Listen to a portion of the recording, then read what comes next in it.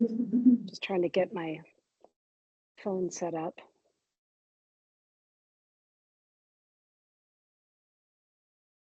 It's kind of hard.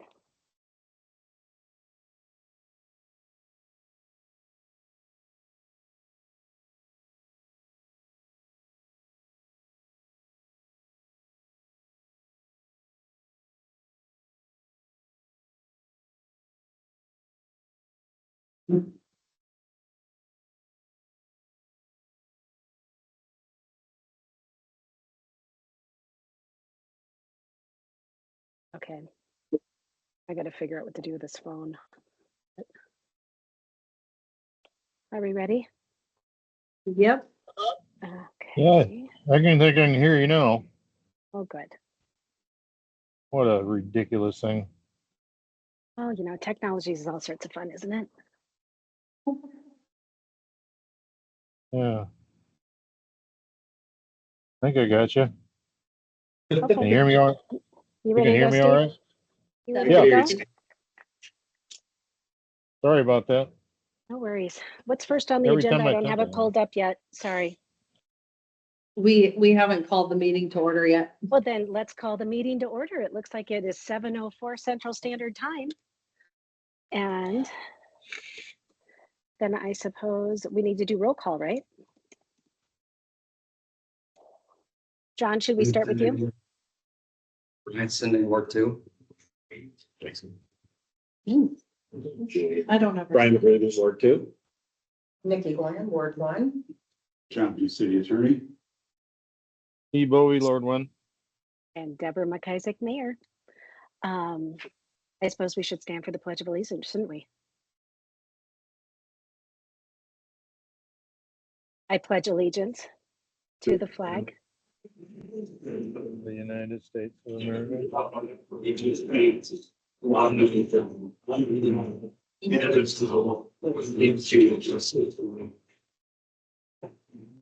Perfect, thank you.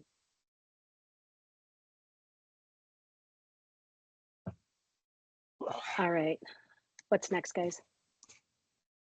The approval of the minutes from August 15th. Cool, so we have the minutes. Has everybody had a chance to review them?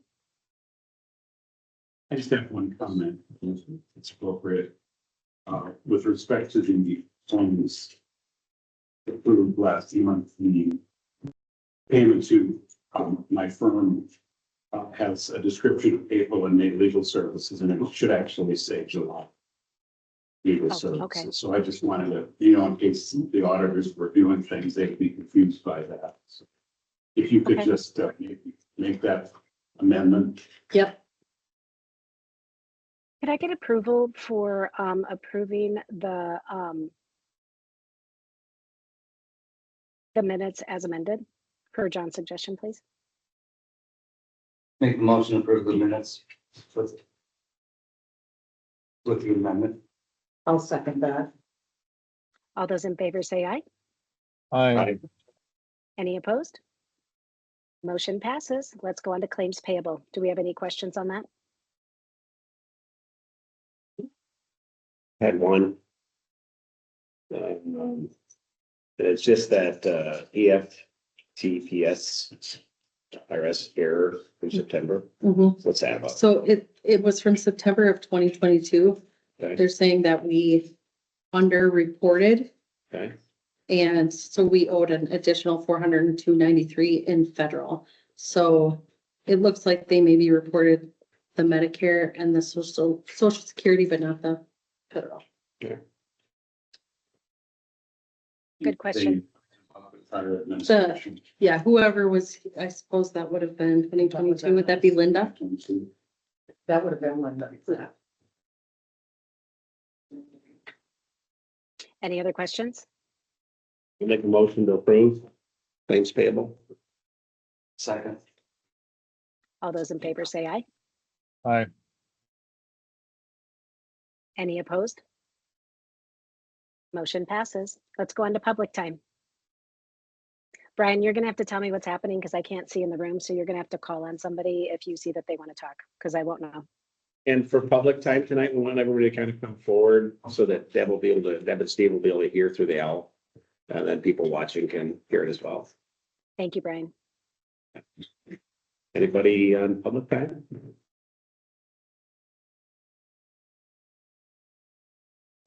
Doesn't look like it did. Okay, let's go on to old business. We have the Baltic Legion Veterans Memorial. Brian, I believe that maybe you should start with that and start with the timeline that you created. So just had some questions, and just a brief history. Went back this week and pulled essentially what I could search on the through the query button on the Baltic website, and created a timeline. And there's copies back there available if anybody has any questions on it. Looks like under the query button, when we went by Veterans Memorial, we were able to go back till about 2020 moving forward. Starting looks like with Christopher Dreyer, then Jeff Mott, and then Mark Branham moving forward. And it's just kind of a rough timeline of those dates by the minutes from just giving a history of where we're at with it. All the way up into the approval of the monuments through the flagpoles. Do we need anything more specific, Deb? No, I think it's just important that everybody understands that the city has had great interest in working with the Legion. In fact, every time we had a new commander, you could see that the city was, moving forward to try to work with the Legion to help them come to an idea of how to do this memorial. It's something that the city has come together to try to make happen. So we've been in this particular conversation since I believe February of 2023. And now we have a fully approved, fully vetted site. And so it's just a matter, I believe our last meeting, we were waiting to see after the engineered rendering, whether or not the Baltic Legion would want to move forward with that plan. And so is there anyone from the Baltic Legion there representing? Yep. I'm gonna have you guys come forward to talk. Just So Brian, Sure. if I recall correctly, one of the points that we needed to discuss is we needed some documentation from the Legion to have an understanding that if the Legion should choose to place their memorial items, we'll call them memorial statues, on city land, then that would be required to be a city asset because we would need to maintain and insure it. And that was one of the items that the Legion needed to decide if they were comfortable with that. So I guess the members of the Legion, have you guys made a decision about whether or not you're comfortable donating those assets to the city so we can maintain and insure them and care for them in the city parks? If I understand correctly, my name is Daryl Deedy. I'm just one of the members from the Legion, no title. But my understanding is that the city is requesting ownership of said memorial. so essentially, in the prior meeting, John had mentioned that once that property becomes affixed to a city property, so that once that sign or statue or whatever ends up on a city property affixed to the ground, it's the equivalent of me going to your house and putting a flagpole in, and the flagpole becomes yours. Right. So it's probably the simplest explanation. And that's not saying, well, it's just a law. I mean, there's not much we can do about that. Right? And that has actually always been part of the discussion since the beginning, is allowing the Legion to be able to place their assets on city land with the agreement that we would maintain and care for them, so that way it didn't have any additional burden on the Legion, as well as the fact that it would be on our land, so we would naturally care for it and do right by it. Did talk about just if we could get like minutes of a meeting where we just want to make sure everybody's okay with that, just that they have an understanding. And if we could get minutes from a Legion meeting, just to have it on file, just so that there wasn't any problems later, As far as the ownership of the. Yeah. One of the things that we wanted to do too is we've been in contact with some of the other smaller towns that have the memorial and see how they're handling their situation as well. Sure. And hopefully by your next meeting, you have that information. That would be great. Yeah. So. That would be great. Oh, Perfect. So that would probably be the first. That would probably be the first point of discussion for us, and then once we have that clarified, then I guess we can go from there. But I see, Mr. Deedy, you have a big book. Are you going to read us a story? The Irving. But I do, there's some things I do want you guys to all be aware of that, because we don't have all, from what I understand, there's not enough information that's been passed around or misinformation or whatever it is. Sure. So we started this, well, it's been started a number, 40 years ago. Mhm. But that was before my time. But when we got serious about it, it was, Mike Wendland was the, business administrator. Okay. I think is what the title was. And Mayor Grunwald was after that and so on. So I mean, we've been going at this for quite some time. There were been a number of propositions made. And let's see, I gotta get my direction straight. The very first one that we talked about, as a matter of fact, we actually talked to the fire department at one time about using one of their corners. Sure. And then at the same time, that's when Mr. Wetland had said that we could probably get that east end of the city park where Murphy's Pond is. The east end meaning all the way up by the, Yeah, there's Driveway. actually, I can help you with that. that was the original. Yeah, I have an image of that. Was that the one where Dryer did the schematic and he brought it in? Yeah, and somebody quoted, and that's in the notes there too, but. It was with the 8 parking spots, and then it was my understanding that the cost was prohibitive for picked the out. Legion, so Yeah. then you tabled that and it kind of went to the wayside, right? Okay, anyway, that was the original, start of this conversation that we've had. And then, what I understand, I've not been to the meetings before, so, I'm going off what we've talked about at our meetings. We looked at, possibly going the 6th, 7th or 8th, I can't remember which flagpole it is now. That was gonna be the center along the Avenue of Flags. One from the west going up towards the east. 6 or 7, maybe it was 8 flagpoles. One of those would be the center of what we consider the entrance to the memorial, or to, for alignment purposes anyway. And that's the last one that I know of that we had tentatively agreed upon. I don't know anything other than that, as far as what has been discussed recently. Now, the last Sunday, well, we had a meeting, or a Councilman McGreevy was going to come to a meeting and bring another councilman with him. Didn't. Yeah, I wasn't able. So I Okay. wanted to make sure what happened is that I had all my research done Mhm. beforehand. And then Sunday, we were gonna do it again, last Sunday, with a Nikki Oyen. I was not made aware of any Oh, of that. okay. No, there was, supposed to be, 2 council members here. We went out and looked. And according to what Mark had told me at that time, the city was proposing the south side of southeast of Murphy's Pond. Yeah, I can clarify that.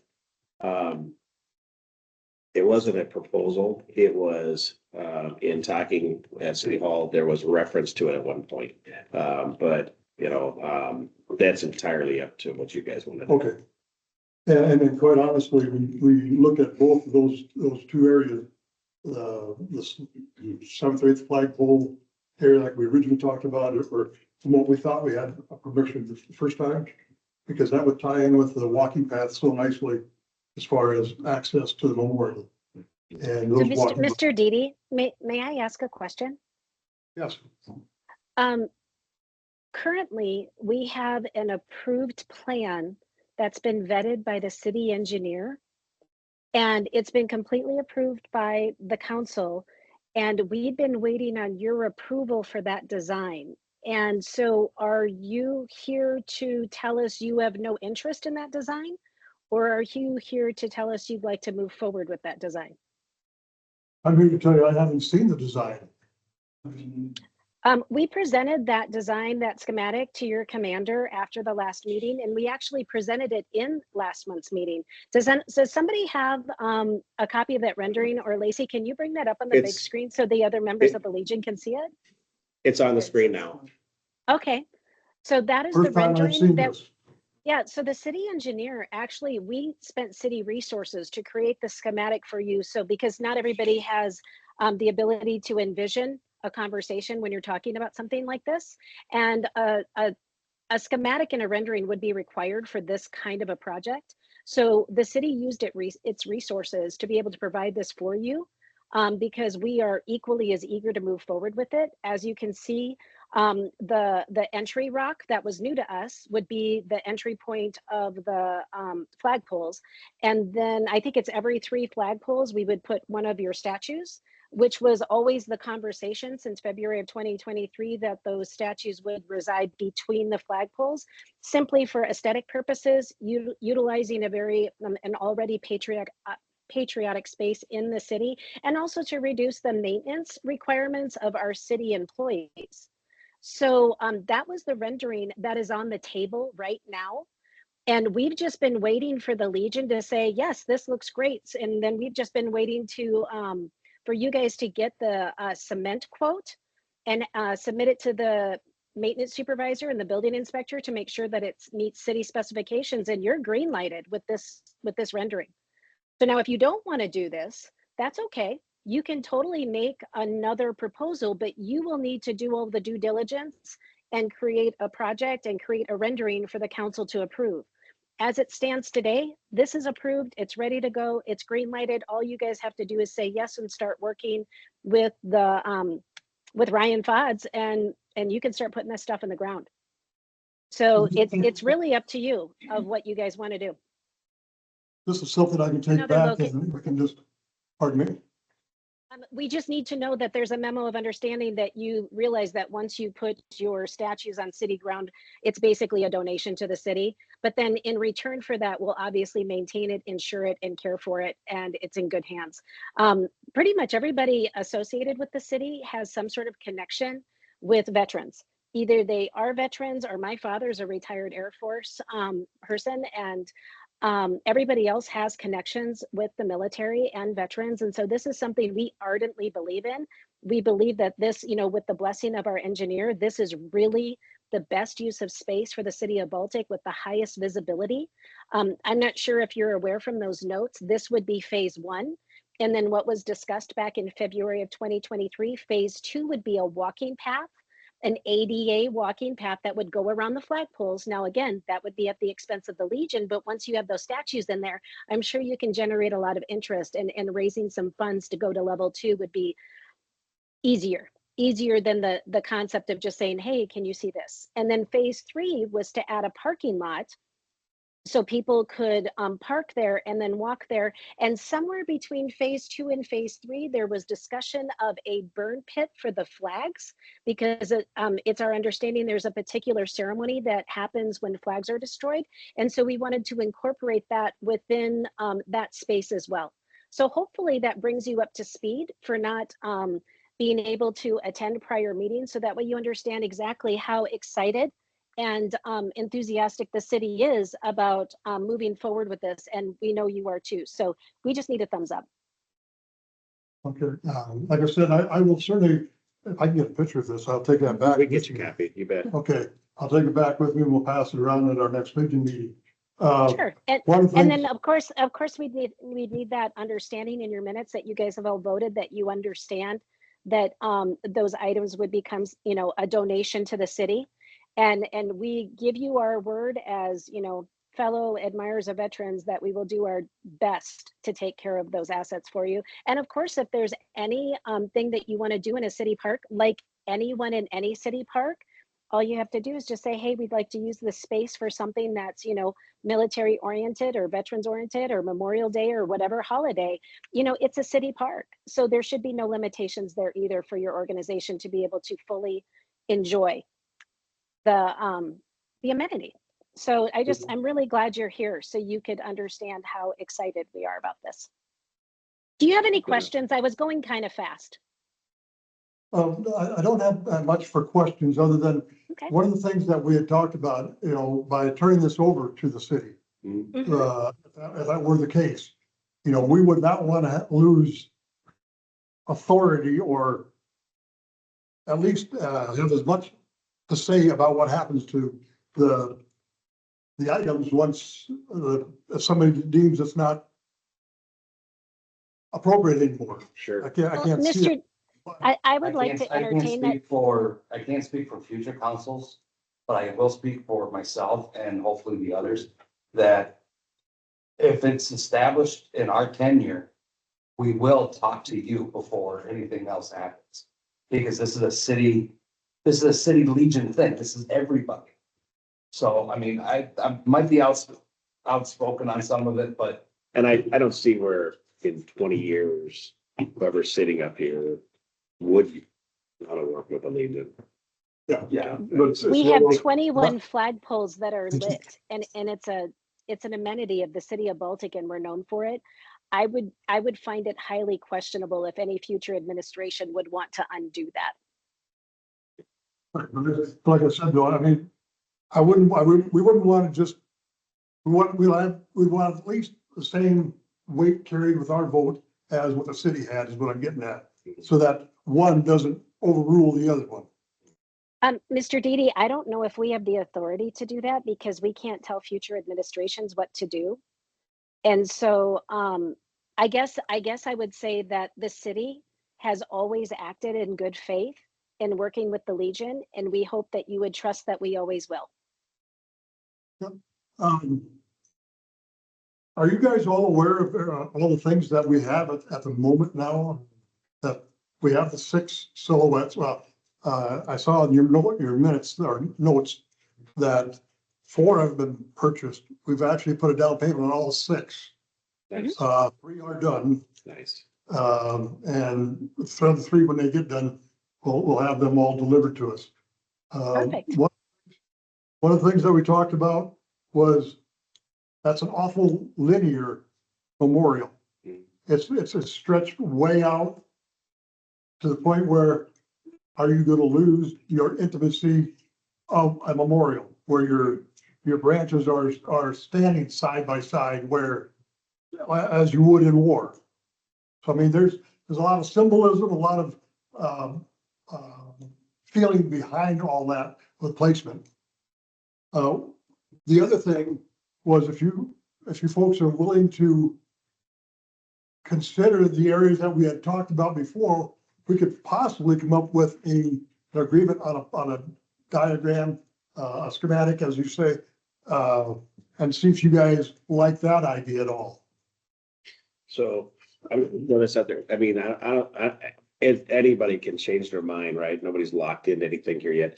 But I think the thing to be aware of is that if another location goes up for consideration, then we're back to starting at square one to move forward all the way up to a production of something similar so that the council could all vote on it.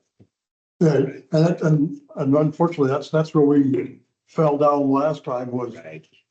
we had the park block, basically, put wherever we wanted to in that area. And then we fell in love with that east end, and then the dirt work came in. The price for that was ungodly. It was over $300,000 to get the base down. Deb, I believe that was kind of part of the deal on this setup, right? It was the most cost effective. Yes, Most cost which effective. is why It's not a it dirt could road, happen. okay. It could happen this year. Your phase 1 could happen before you could still do it this fall because there's nothing frozen. Now, if you reject this proposal, you're welcome to do that. We're not forcing you to do anything. We're just very happy that you came to, get all of the information. And Yep. if you choose to reject this, that's okay. But then if you want to bring another proposal, then the onus will be on the Legion to do all the due diligence, and any expense towards that will be the Legion's. Because up to date, it's the city has taken care of that for you. I understand that. I'll make sure that they're aware of it at the meeting. You guys haven't seen this at all? Ryan, did you hear that okay? Yeah. Can you be just a little louder though when you talk? Cause I think it's just kind of hard for anybody to hear. Lisa, That's what a was the little date? better. Is that a Yes. little better? It's about the same. Okay, so Let that me take was off my Date on this earpods. one. Hold on. 7/1. Yeah, 7/1. 7/1 of 24. Hey, Lacey, is that better? Yeah, that's a little more clear. Okay, I took off my AirPods and now I'm just talking. And we'll print copies so you guys can leave here tonight with that. I so- give them. Yeah, okay. Yes. Perfect. Perfect. The last thing I heard, whether it's accurate or not, I don't know. Some people may be under the impression that the Legion's going somewhere, that we're going away. Not gonna happen. We didn't make a charter in 1929 to forfeit it now. So we're gonna be here as long as there's Legionnaires, we're gonna be here. Yeah. Well, we love that. The new windows in the building look great. Oh, thank you. Yeah, they do. I saw you doing some work down there. Looks good. Yeah, You know how rumors work. yeah, I do. That's why I wanted to make sure that was, I heard it, and I thought, well, if you guys heard it, I'm gonna put those rumors to rest. Those rumors have been going on for years, Mr. Didi. It's okay. It's a small town. People talk about a lot of things that aren't true. So what I have from here as an action item, Lacey, if you would make a note. From here, the Legion, here, is this better? I'm gonna just go off camera for a minute. From here, the Legion is going to formally consider the already approved and vetted plan that we're giving you tonight that's been in play since last meeting. Okay, so you guys are going to consider that. You're also going to consider whether or not you're willing to accept this partnership as more of a donation in exchange for the care and insurance of your statues.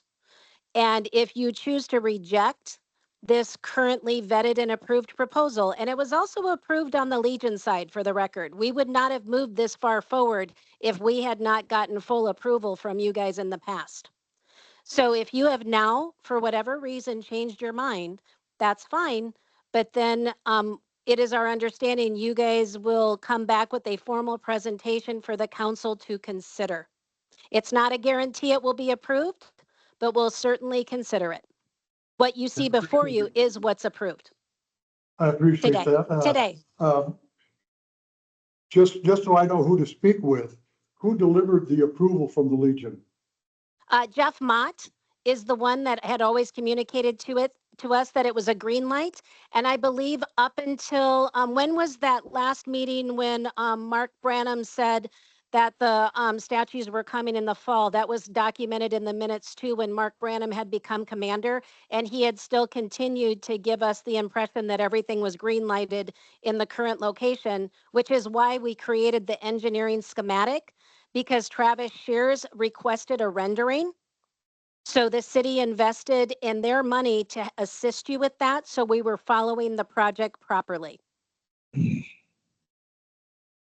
October.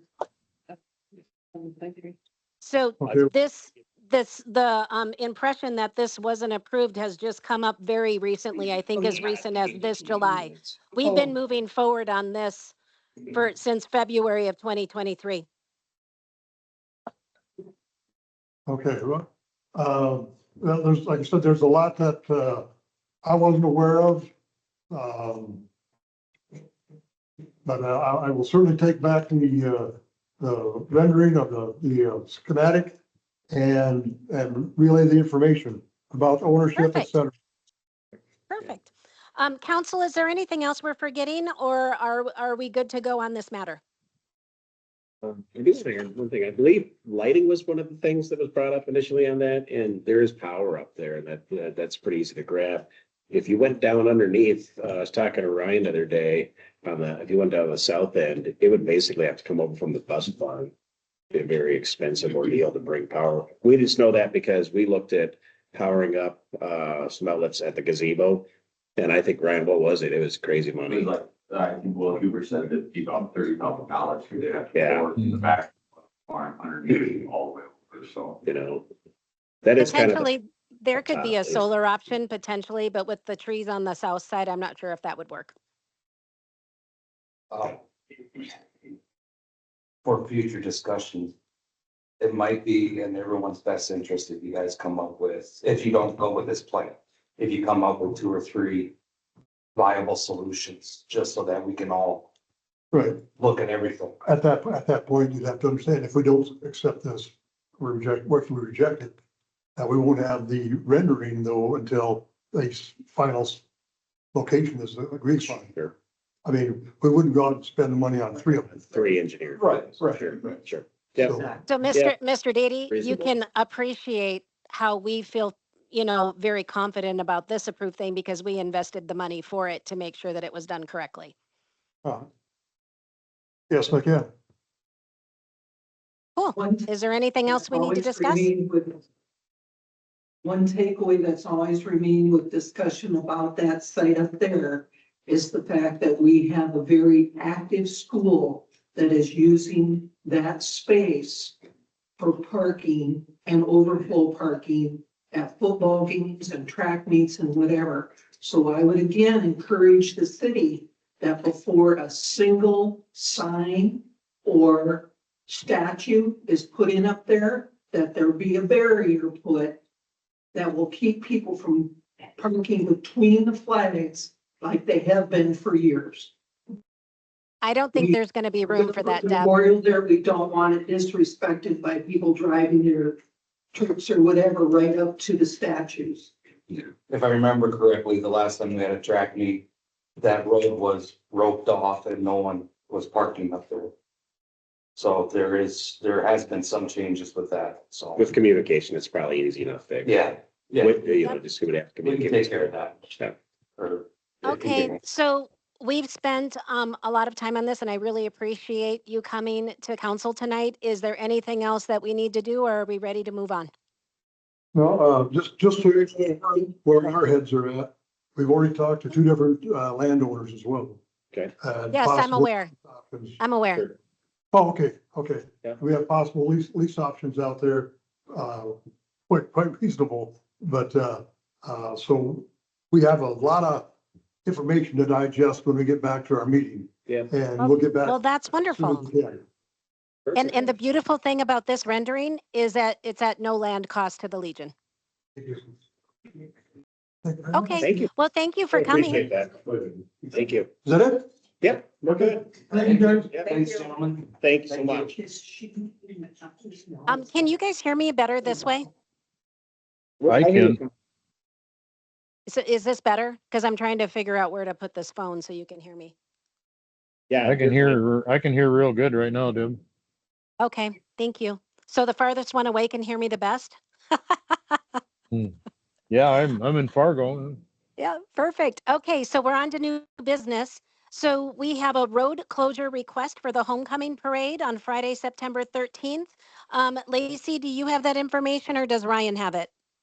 I have it up on the screen. Thank you. So it's my understanding that they created the homecoming parade path. And so the school has wonderfully come to us to get approval to close the street for the homecoming parade. I'm not sure if there's details that I can't see. Lacey, is there anything to add? Can you see it now? I can. All right. So There's- this there's- seems, hold on, let me just get my bearings here. There is an issue with, Sure, yeah. there is an issue with setup for lineup, the reds portion. That's under Okay, now wait construction. a minute. Are they going all the way through Johnson Kringen? It looks like they're lining up there to come down. They'll have to go by Moorfield now. Yeah. I don't know if that's gonna work the with more Fourth field. Street closed, No. guys. You can't get there at 4th. Yeah, that's not gonna work. Viking meters. Okay. Could they, Line up on Johnson and Kringen. I don't know, maybe they're thinking. They're just giving themselves extra room for all the floats in case they need to go that far. It must be better to line up them on Moorfield. Well, they won't, so But they they'll can't, have there's to- no, you gotta understand, from the corner of Nedros south, Yeah. it's closed. There's piles of everything there. but Viking's open, right? Viking, so they could potentially go down from Johnson to Viking and then down. So that's. Viking the second, Oh, yeah. That's, and then, you know, and Negros going back to the east. Is there someone from the school in this meeting? No, but I could try to call her. Well, I think what we can do tonight to make this, to help the school make sure that we do this correctly. I think we can certainly approve the, so the parade route's going up the hill rather than down the hill? Yes, it's going up the hill. It's going east. So are they doing the parade all the way down Nidaros? That's where it's starting? They're doing Nidaros to First and up St. Olaf, or is the parade actually just St. Olaf? No, It's like it goes down Negros yep. and then over First and then, up on St. Olaf. yeah. And at the old You guys, school, I and don't, go back to the pep rally. with the street closure on 4th Street, is that gonna work at all, or do they need to start a block down where the church is? Yeah, they'll have to start a block down, what time is the parade? 1:30. 1:30. Okay, we'll make sure we coordinate with our construction crews too, because. Oh, perfect. we'll probably Maybe ask this help request to have them not work during that time. Did you hear that? Yeah, I did. Yeah. Thank you, Justin. Let's make the adjustment then and tell them that because of the construction and the road closure, it's probably gonna be better for the parade to start at the church and then come around and do that horseshoe. But the lineup down 4th Street it's a non-option. They're probably gonna have to come back down and go around Nidaros like we did for the Dog Days Parade. Because remember how we kind of did that as an overflow loop? Mhm. And that's just, it's not because we're trying to be difficult. It's just literally not gonna be possible, I believe. Do you guys have any other thoughts? Why can't they set up from Bulldog Avenue to Nedros on the hill?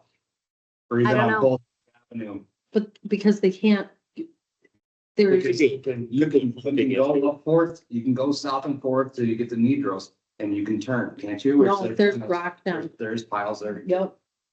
Unless they moved it today, but No, you're right, it's still there. it's right by the water tower. Yeah. Okay, I'm gonna make a suggestion.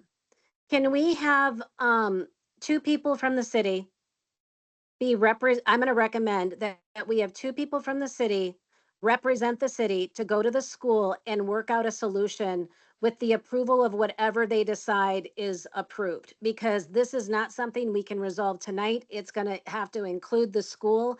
But if we can select 2 people to act on behalf of the city, then we can get this cleaned up before homecoming and everything will be fine. That's my recommendation. Council, what do you think?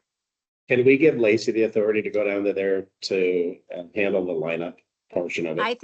I think we can choose any 2 people representing the city. So whoever the council, my recommendation is that the council choose 2 people to represent the city that can speak on behalf of the city to approve this road closure based on the conversation that they have with the school.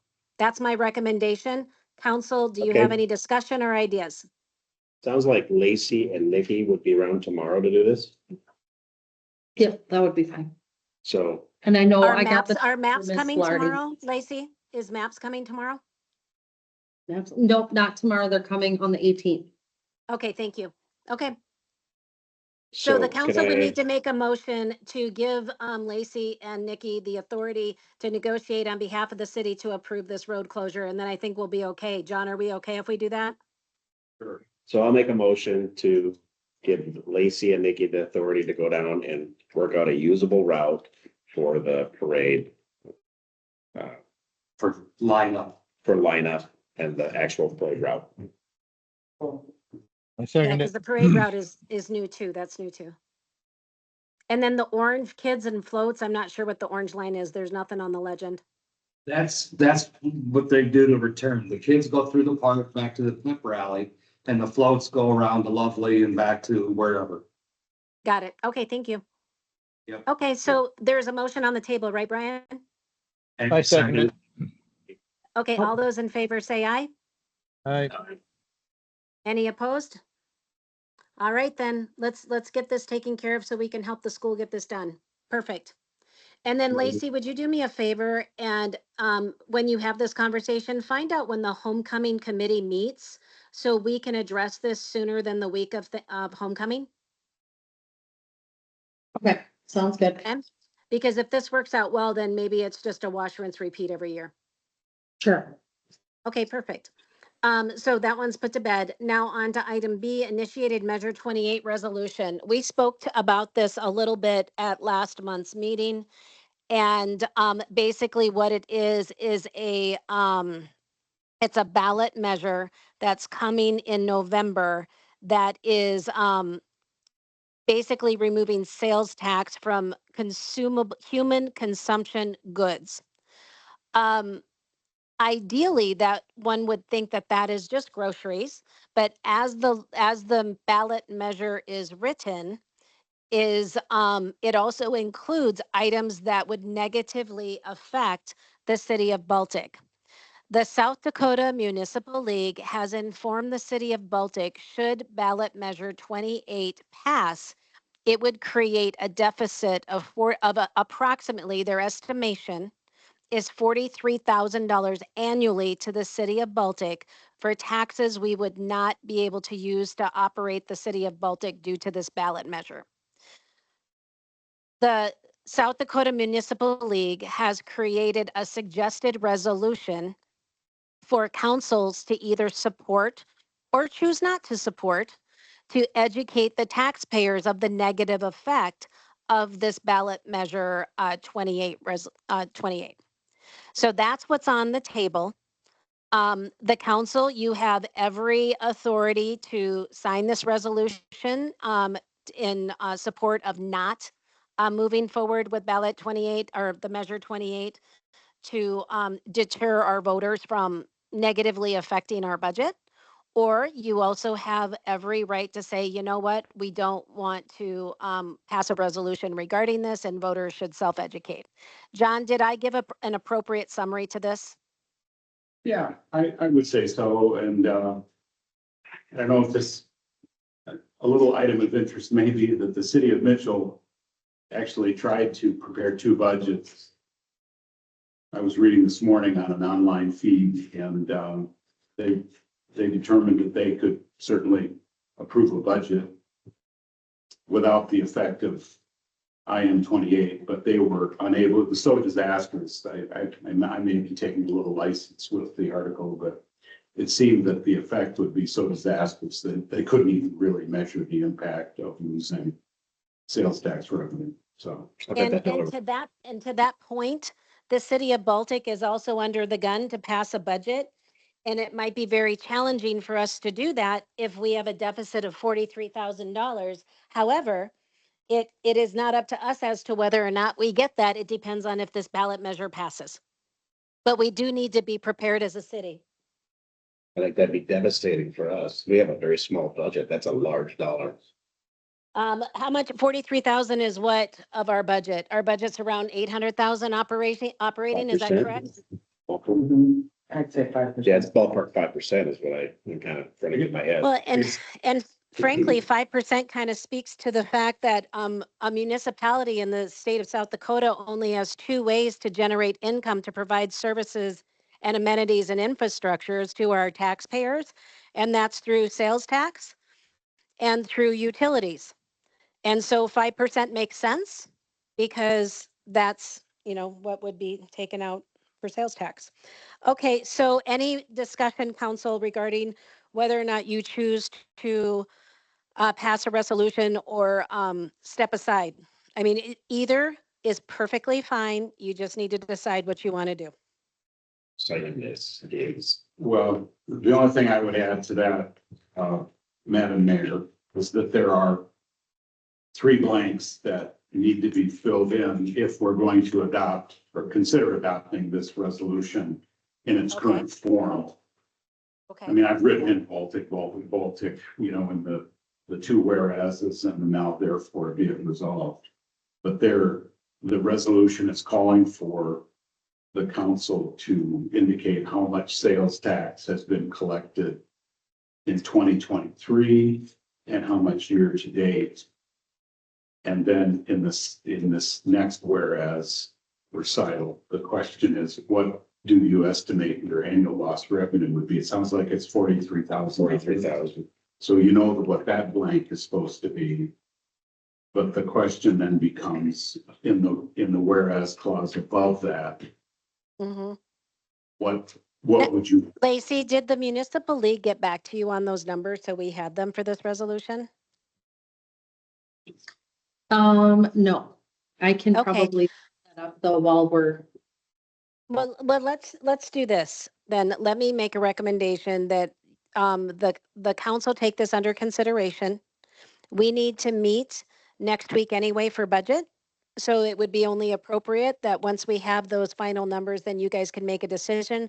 So I would like to recommend that we'll take this ballot measure under advisement right now. And then Okay. we'll discuss it at our next meeting. I just have a super quick question on it. So this would go into effect like if measure 28 was initiated? Or does it just go into effect period? If you guys The effects of IM 28 would only be felt if the initiated measure passes. I'm assuming it would be effective January 1 of 2025. Okay, So it would take effect right away. The Mitchell Daily Republic Online wrote a really good article about everything that the council in Mitchell is going to have to cut if IM 28 is passed. It's a terrifically devastating list of things that they're prepared to cut. okay. And every municipality will be faced with this, should this ballot measure pass. And so we're not quite sure how to educate our taxpayers of how that will negatively affect the city of Baltic, let alone other cities across the state. So council, Yeah, it's Council- the codes for health. It's Rick Weiland. And in my opinion, the effect is to mandate that the legislature in 2025 pass an income tax. that's your forward thinking personal Yeah. opinion of that, John? And I'm gonna be out there, so hopefully I pray to God this doesn't pass and property taxes are already a horrendous problem, so. I guess I'm just offering my opinion for what it's worth.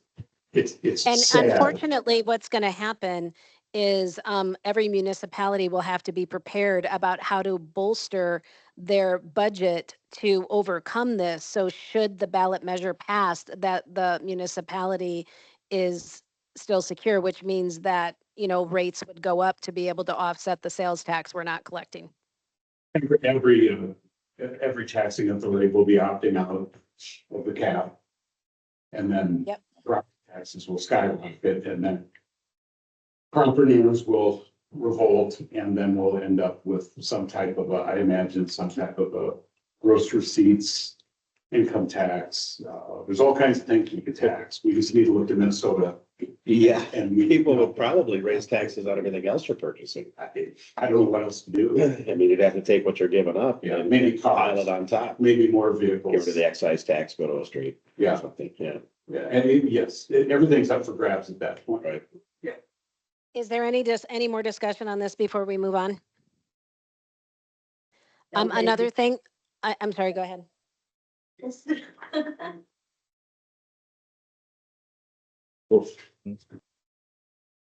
Another thing I would like the council to take under advisement for the next meeting is if we should choose to pass this resolution, how would you like this communicated to the taxpayers so they have a better understanding of what's going on? Okay, so just take that under advisement because we'll have to decide that for the next meeting. Lacey, would you please add that to the agenda to the next meeting so we don't forget? On to the next line is ward line alignment. Right now, we have a 13% disparity between wards. I think Lacey had the exact numbers, but there's, what is it? What are the exact numbers, Lacey? You had told me in an email earlier today. I apologize. Ward 1 has 541 and Ward 2 has 705. Now, let's all keep in mind that our voter rolls are still probably 20% in error, and that 20% of those numbers are people that no longer live in Baltic and would most ideally be purged because only actual citizens should be on our voter rolls. However, we don't know how that extrapolates to the current numbers. CCOG does a service that helps us even that out. The idea of ward lines is to have equal representation across the city. I would love for the council to take under advisement of considering a third ward. You all are well aware of how difficult it is to be able to get a real pulse of the number of people that you represent. And if we made our wards smaller, like for example, Colton has 3 wards, and it would be a lot more manageable and you could vote with a higher level of confidence with smaller wards is my idea. Um, this isn't something we have to decide today, but CCOG does have services available to assist us with this.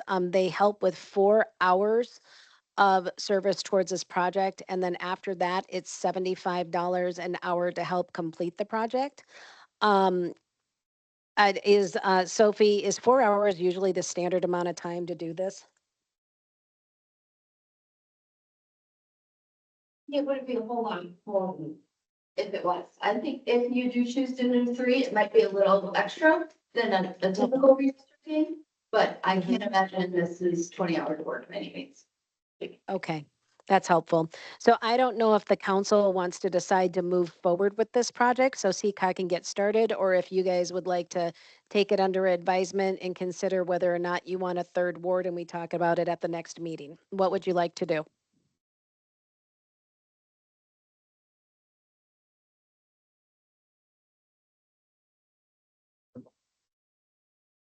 I think it has to be adjusted one way or the other anyway. I guess it'd be the best time to do it. The ward lines need to be adjusted no matter what, because we are out of the parameters that the state of South Dakota prefers for wards because they need to be more equal. So we absolutely have to move the lines no matter what. What we need to decide is, do we want a third ward or not? And again, you don't have to decide tonight. You can take it under advisement, ask people, see what they think. And also with the consideration of the growing development and other potential multiplexes that should be coming to town or could be coming to town, it may be worth considering. So what other questions you have or other discussion the council would like to have? Do you think you could get CCOG to do it both ways, so 2 ward and 3 ward? It will cost us more money, but they can do whatever we want. Well, I just think it makes sense to weigh the options. I also think You gotta that redo it. You gotta redo the lines for 2 wards anyway, yes, we do. and then throw it in there for a third one. You know, you could also consider 4 wards because there's enough people to do that. There's no requirement of a minimum. So basically you have 4 corners of Baltic, and that would also lighten the load as well. Because Baltic's just going to continue to grow. Yeah. My only concern with that is getting enough people to run for positions. Yeah. Yeah. Well, that's another discussion. Yet, more hands make lighter work. Even had the machine.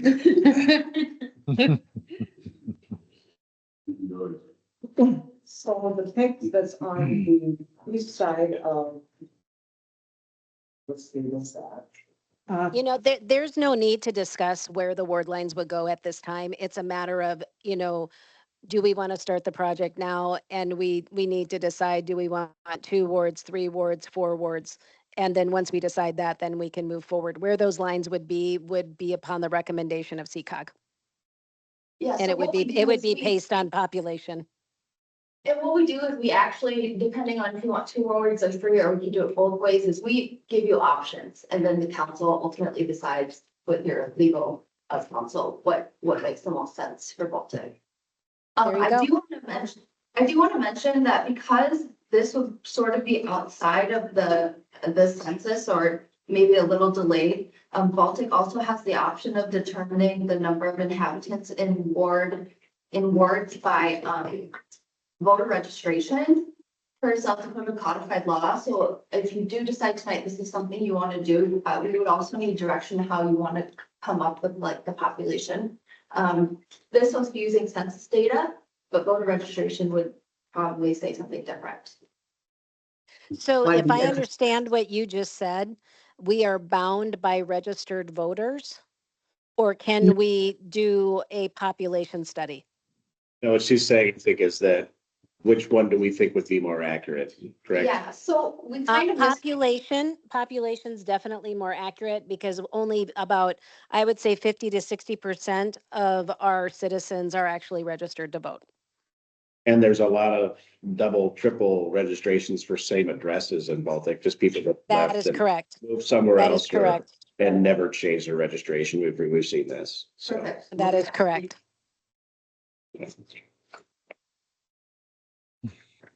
Well, Well- how about we take this under advisement? Because it's a lot to chew on. And so this was the first step to introduce the concept. And then maybe next meeting, council can make a decision if we want to go 2, 3, or 4, or how we want to instruct CCOG to do that. And then we can set them loose. How does that sound? Fair enough.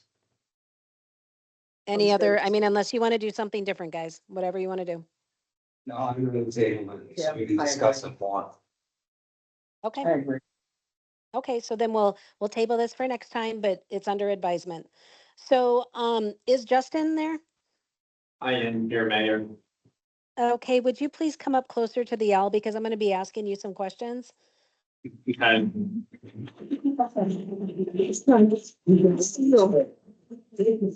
I'm not watching the camera, so I, Oh, well, he just scooted forward on his seat is all. Eddie, that's funny. Just at the edge of my seat. That's funny. Okay, so here I need to check something. Hold on.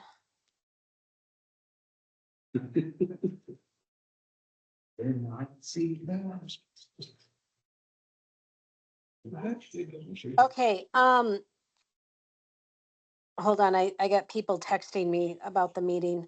I have a citizen that missed public time that wants to come to public time, and so I'm gonna be asking you guys to make a concession and allow the citizen come to public time when she arrives. Okay, so just so you know, that's coming. Right now? I don't know, you'll know when she comes walking in, I guess. You'll have to tell me. It's Kim Frerichs from the doghouse. Okay. She is coming to ask to be able to close the road for a special event that they're having. And she missed it. She got deterred because, life happens. So she missed public time to come and ask for that. So when she comes in, that's what she needs. So just let me know when she shows up, okay? And John, I'm not sure if we can do road closers if they are off, if they're not on the agenda. And if that's the case, then we can always bump her to the September, is it 19th meeting, right? Because I'm a little hesitant that we can pass a road closure off of public time. No, I'm just verbally No. processing, guys. No. Okay, Let's do it. Or What's that? whenever. Let's do it at the next meeting. okay, when she comes, then she can explain what she needs. And then we'll approve it at the following meeting because it still should be in time for her event. That's good. I believe her event. So are we decided on the 19th for budget? That's coming down the pike. We're Okay. not there yet. It Okay, says, all right. the date that they're looking at for the doghouse is September 29th, just so you know. So when she comes, then she can explain that and we can let her know that we're having all sorts of meetings before then, so it shouldn't be a problem. We'll get her on the agenda so it's official.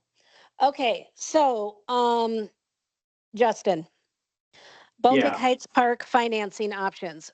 Since we knew in the last meeting that we did not get approved for the grant, we needed to get a better understanding of how we could move forward as a city to be able to finance, park amenities or anything for the city for that matter.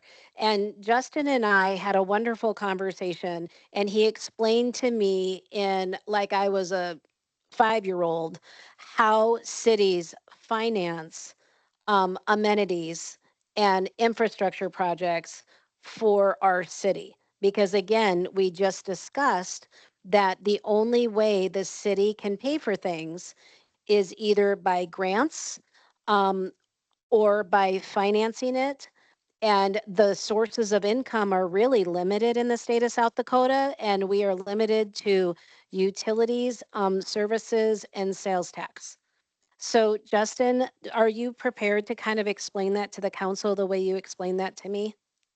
I don't have all my homework done, Mayor, so I would That's maybe okay. that in between now and potentially that September 19th meeting, we can get it put together. That way we have a hard document to give to yourself and council to provide some of that Justin, information in the honestly, background. Justin, that works perfectly because our 19th meeting is a budget meeting. So it would be perfectly timed for you to have those numbers available to council so they could make some educated decisions. So what I need you to do is prepare several case scenarios so we understand how we can create a forward budget based on the needs and the requests of our citizens. Is that fair? Yep. Fair. Perfect. Okay, so then let's go on to sidewalks. Can I just say ditto?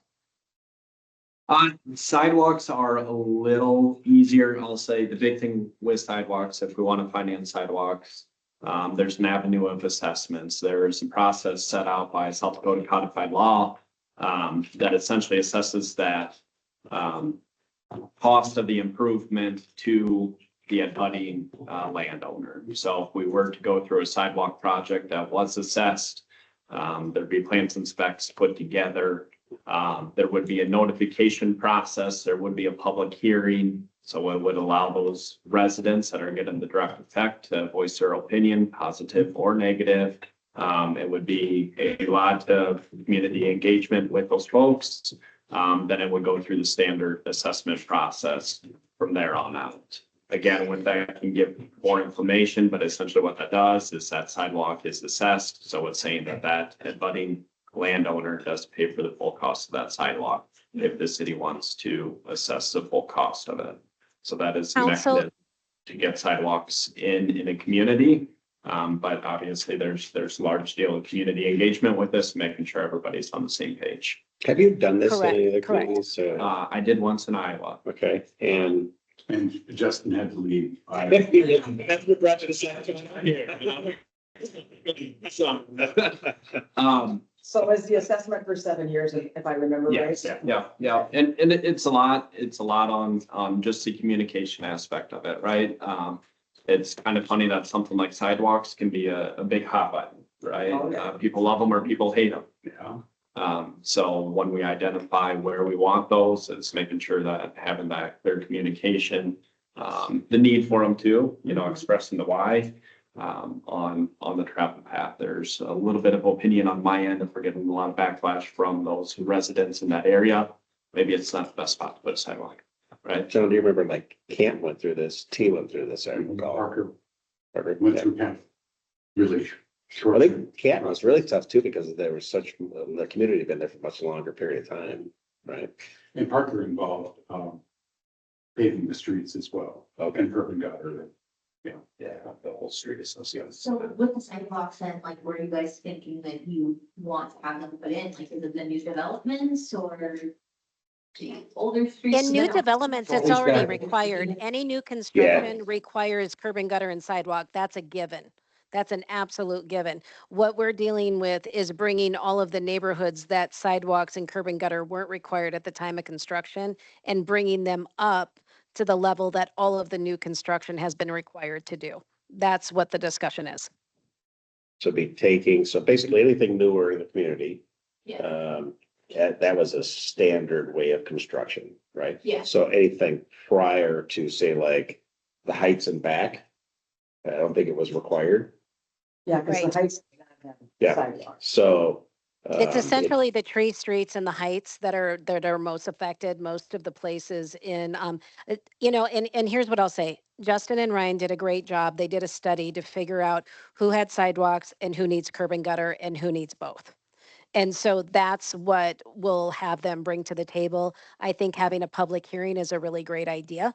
And I also think that it's a great opportunity for the aldermen to talk to the different citizens. Obviously, there are certain sections of the city that are more affected than others. If Justin can help us with a calculator, so I think where this becomes successful is instead of guessing what it's going to cost a homeowner, I think bringing to the table what we estimate the actual impact will be. So that way we can have a more factual, um, mathematical conversation rather than an emotional, but you already have a sidewalk and I don't. This isn't going to cost you anything. It's going to cost me something. When in all actuality, everybody with the sidewalk has already paid for their sidewalk. That's reality. Whether they paid for it when they bought the house, right? And And Justin, it was part of the cost. how do you address streets like First Street over here, right? Where if you get on the GIS and look at it, there's some hokey stuff there, right? There's buildings in the road. There's a lot of errors over in this particular section of town. And how do you fix that when you're doing curb and gutter?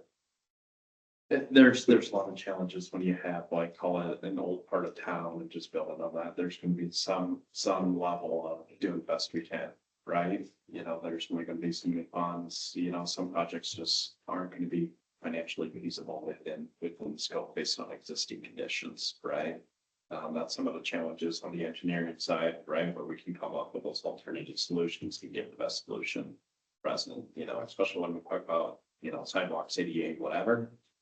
Sometimes it's very, very, very difficult to get accessible sidewalks in some of these areas, right? Whether it's street grade, just trying to tie in necessary retaining walls due to grade, whatever it may be. That's some of the analysis that we look at with some of these sidewalks and assessments in town, right? Understanding feasibility and determination of where everything goes. I got an example. There's an alley in Sioux Falls where about 3 foot by 3 foot of the building, which has been there since the 40s, is in the alley. It's overlapping the alley. It's on city property. It's not a Baltic building. So basically, all the city did was it used to be gravel. They finally paved it. They abandoned the rest of it and gave it to the ownership. So that's usually what happens. The city abandoned it, gave Yes. that they were. It reverts one hand, to the above. Yeah. Okay, yeah. We've done that in Baltic. Yeah, they can just split it. Yeah. So Brian, this is where common sense comes into play. Yeah. We have fantastic engineers. This is not their first rodeo. And obviously not obviously, but consistently, our administration has absolutely grounded themselves in common sense decisions. And I would expect that we would approach the sidewalk project with the same common sense. And I look forward to investigating this as an option. Sidewalks has been a hot button of discussion for years. And I think everybody is concerned for the safety and welfare of all pedestrians, most ardently our children. And I know that past administrations have applied year over year for grants, and we have failed primarily because our median income is just too high. And so this would be a way to be able to provide that amenity consistently across the community. But you're right, there's some due diligence that needs to happen, a lot of communication, and most importantly, the factual impact on a homeowner. It's very difficult for a homeowner to get excited about something unless they factually understand the impact, because maybe they have it escalated in their head that it would be unsustainable, when in all factualness, it could be something that could be easily absorbed. So that's where we need to get, that's why we have Justin, because he's very good at what he does. So we'll lean on him and his expertise on how to move forward, but that's why sidewalk is on the agenda, so we can actually start talking about this. So is the council okay with Justin? He's already done a 5-year study.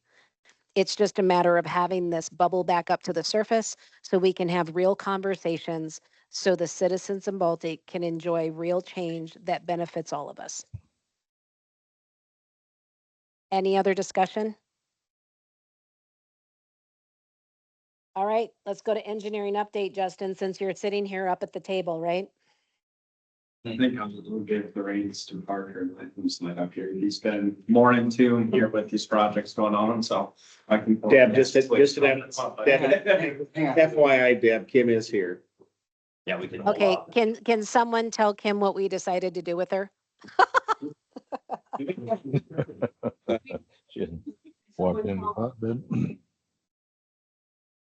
So Yeah, good news. do we want her to come up here? We'll have you come up so Come she up. can hear you on here. Sorry, it's okay. It's just us.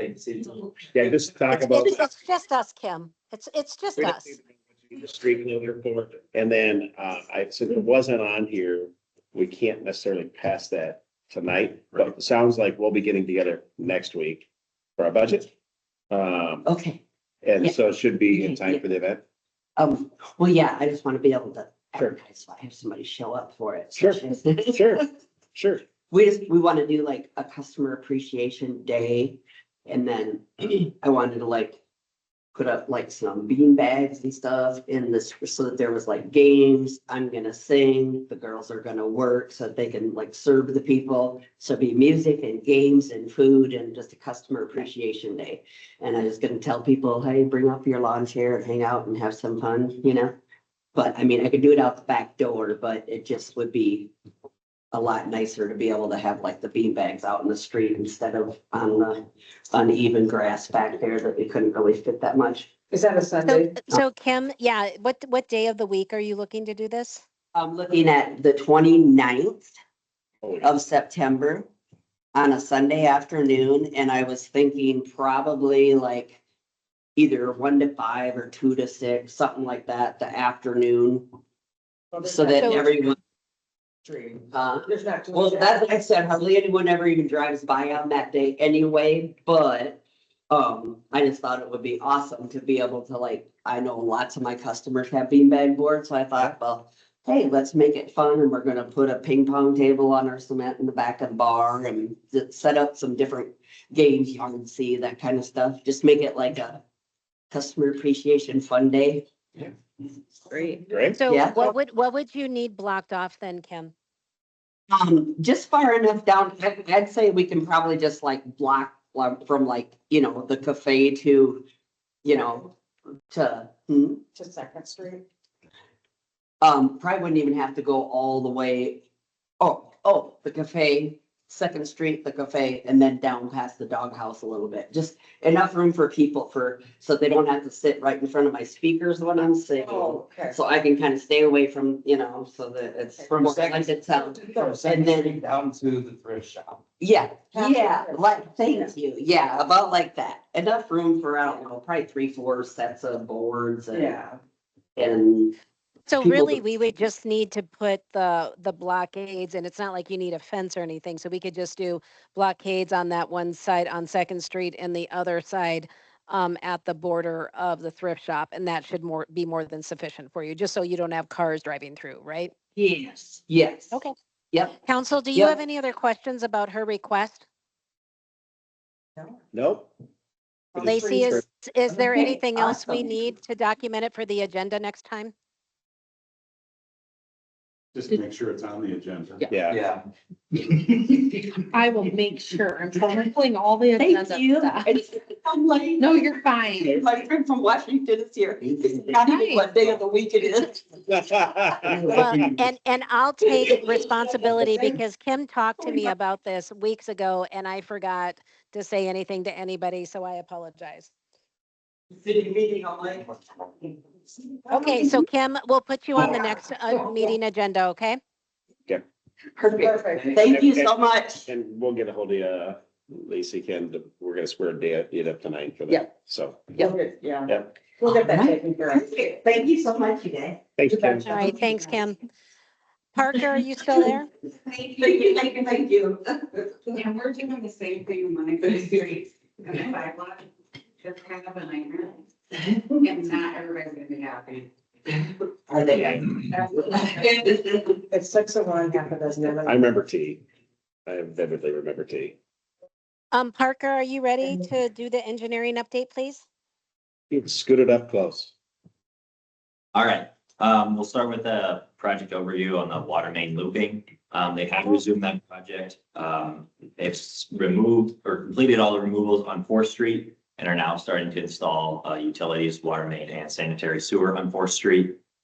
We will have been and will continue to make sure the contractor is aware of kids traveling near 4th Street, getting to and from school. Just making sure they have a safe way to travel with that road being closed, as we previously discussed. Next, on the Oak and Ash project, there's 2 actions for council consideration, as well as a project update. Start there. They've completed utility work on Ash Avenue, as well as completing graveling that road. They're currently working on 2nd Street, installing sanitary sewer there, and they've also provided an updated schedule. Anticipated to complete sanitary sewer the week of September 23rd and water main the week of October 7th. And then paving to follow that. Go up second and then again, keep that same plan of going over to Oak with both the sanitary and the water. Yep, go ahead. Does the paving include the cuts on 6th Street, 7th Street as well? Where they have gravel, you mean? Yeah. Correct. Okay. Yep. That's 605. That will be 605 with water main project. So the folks that are up on 4th, they will do those ones. Okay. I assume it would be around the same time frame too, right, Parker? Yeah, I think so. Okay. Thank you. One thing to know, great update, but on the paving too, just to reiterate, Ash is all gravelled. That will sit like that for a while. Early on in the project, we discussed getting everything paved in one shot. Intention with that is we will have a better product at the end of the day when we do pave that all at once. Intention is showing that the project will get done before seasonal limitations, which can knock on wood. Hopefully we don't run into that, but if there are any signs that the weather getting cold on us, we would have conversations with the contractor. We should at least get as much paid as possible. Whatever indication is, we'll have her done before snow starts to fall. So Ashen Oak timeline's looking good. what's that? Ashen Oak's timeline is looking good. Yeah. What was our forecasted data? I can't remember. We had, within this change order, there is a request to add a few days to the contract. 10 days on that, we had substantial completion, middle of October, that pushes it to the end of October. So getting that done, like I said, with seasonal limitations, just making sure we keep up with it and get everything done. I would. Did the fully rain, saw that rain at the beginning of the summer slow you guys down? It had to, right? They started a little later than what they could have, just get another project wrapped up, so they kind of missed all the rain. Luckily now the weather's been pretty good. Okay. I would fully anticipate this year that this project gets paved, we'll have backfill behind, back of the curves, but some of the seeding and restoration items will come in the spring. Is it a state ordinance or law or whatever, or is it a city one that you cannot pave below 34 degrees? That would be a specification that we would have. You will enforce that, Yeah. okay? Yeah, so now, if it does get to that point, and it's past the contract date, with like a temporary measures, reason for that, it's just equality, get your action here as well, once you start getting into those cold temps. That's generally why we throw construction dates when we do. That cold pour costs more money than a standard or two, right? Well, yeah, and Once product quality goes way down, the colder it gets. yeah, pretty much essentially, it's, concrete, you got a lot of water, that's what your oils, but once that material starts to freeze and crystallize, you don't get very much wood, but that, especially concrete, it's not curing. Shit, pretty much. Yeah. So. Blacktop turns into a rock. So temporary measures just kind of let some rock down. Temporary measures may likely, and the conversation with Brian is, Brian would be looking to maintain those roads, but like either putting gravel all the way up or a coat of asphalt just to help us move snow removal. But yeah, it's still September. We're moving Been along. pretty nice out. So hopefully, hopefully. So October's supposed to be nice enough. Yeah. It is so. Yeah. Last year we had a longer season. Yes, last year was really long season, so. Get lucky again. Yeah. So, with that, we do have 2 actions for council. The acceptance of pay request number 3 in the amount of $106,487.33, as well as the acceptance of change order number 2 in the amount of $32,104. What's the change order for? For additional work on services done on Ash Avenue. Is that the, from the main that they hit? Use additional utility services Okay, into the old trailer park. okay. Which essentially is good for business potentially and good for growth for the city.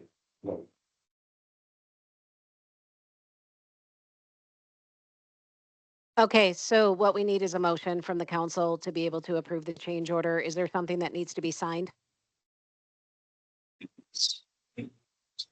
Can I make a motion to pay the, Making motions to approve the change order first. yeah, okay, Yeah. okay. So I'd like to make a motion to approve the change order and make the pay request of 106. And also we have to give Deb the authority then to do that or. Or give you the authority to do it. So can I make a suggestion? Can we, Yeah, go ahead. in the interest of keeping all of the documentation consistent, can the council approve Lacey to use my stamp as signature to signify approval of your vote? Yeah, so, okay, so I'd like to make a motion to approve the $32,104.86. Also, pay the 106,487.33 and giving Lacey the authority to use the stamp for the payment. I second it. All those in favor say aye. Aye. Any opposed? Perfect. Okay, what else you got, Parker? Morning dates first on the main lift station. Last month, you guys approved those plans and specs. And coming up this month on the 20th and the 27th, will be the first and second notice of publication. And then October 3rd will be the public bid and October 8th will be the award of that contract. And then finally, the transportation alternative grant. The SDDOT came out, had a site visit, and then had a review of the application with ISG and Sophie. They gave us a couple of things to improve that application to increase our chances of getting that grant. We're currently working on those and have those cleaned up for that application is due in October. Good odds? So those like this. Yeah. I did roll stop. There's two, Yep. right? That's correct. Thank you. And that's all we have unless you have anything to add. I guess any questions? Do you need us to approve the resolution? Is there something any paperwork we need to do for that, or is that something we can do at the next meeting? Something Sophie's gonna talk about. Yep, that's the next agenda item, if that's all right. I'm jumping ahead. Take it, Sophie. So for you should have a resolution. This resolution does a couple of things. First, it says it's okay to submit the application. And then second, it solidifies your match commitment of 18.05% of the project. That's the match minimum. A couple of things I would like to request that would really strengthen this application is if you could get some letters of support. I think maybe from the school would make sense. It really helps the application. Before the meeting tonight, I went snap a couple photos up there. And then, the South Dakota Department of Transportation did provide a couple suggestions to strengthen the application. It's still 6th Street, but we're gonna maybe try to connect the sidewalk on the west side to the park trail. Where that makes sense, kind of on the southern half on, heading to Lovely, so. And then Okay. a little bit on the south side of Lovely too. There, yes, there will be just the smidge that you'll need to connect that sidewalk, so. Deb, That do you makes want to, sense. That makes sense. Deb, do you want to say on the microphone here what we're talking about? Just so that people are just tuning in, they know what we're talking about. Lacey, do you have a visual of that 6th Street schematic or not? Maybe. I'll look here. Okay. While she's looking, on the city website, we do have this submitted. I think it was in the, what date meeting was that, Sophie? Was it last month's meeting? or the month before. In the last 2 months, we have a schematic where we had approached this grant. And what we were looking for is basically a fundamental safe walking to school. This is really similar to all of the administrations before us have been applying for this kind of a grant. And what we thought would be unique that might allow us to get past, the line is that we would go up and down 6th Street because there's sidewalks all the way through Valley View. And so the Heights neighborhood could walk to the east and take a 6th Street sidewalk to safely get them to Valley View, which then in turn would safely get them to the school.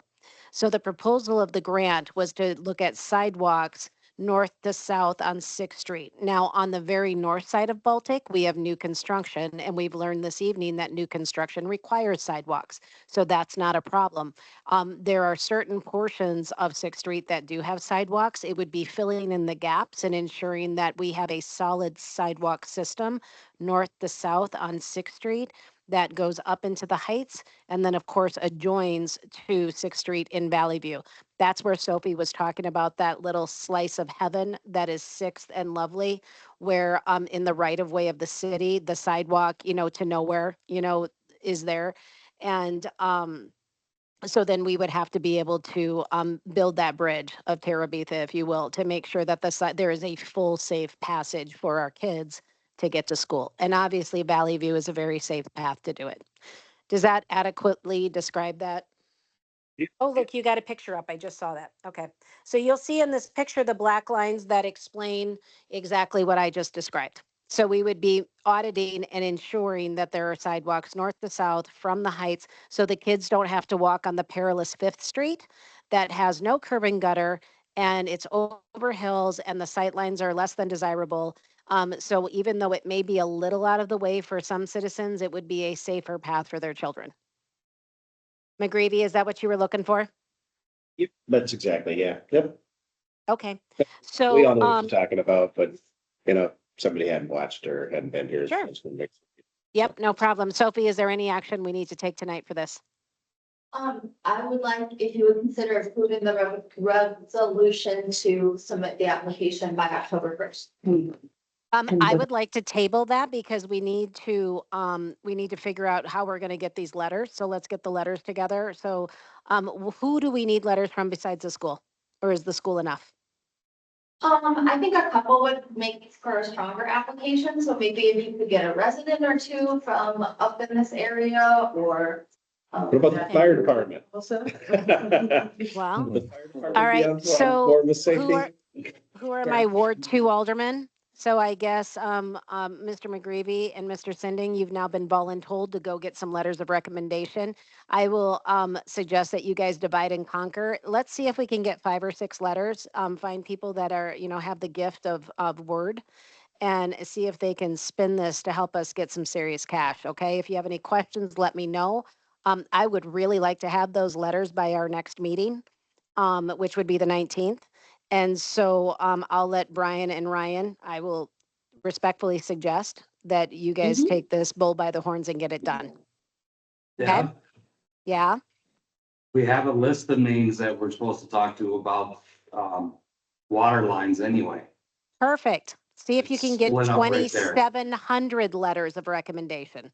See how many There different you go. people, because I guarantee you, if the residents of 6th Street know that we're trying to get a grant, as opposed to them being assessed, I would imagine that everybody lives on 6th Street should write a letter. Just saying. Amen There's to a that. thought. There's a thought. Okay, so are you guys okay with spearheading this? And then we'll get Sophie her resolution and her recommendation letter. Sophie, do you need anything else other than recommendation letters and a resolution?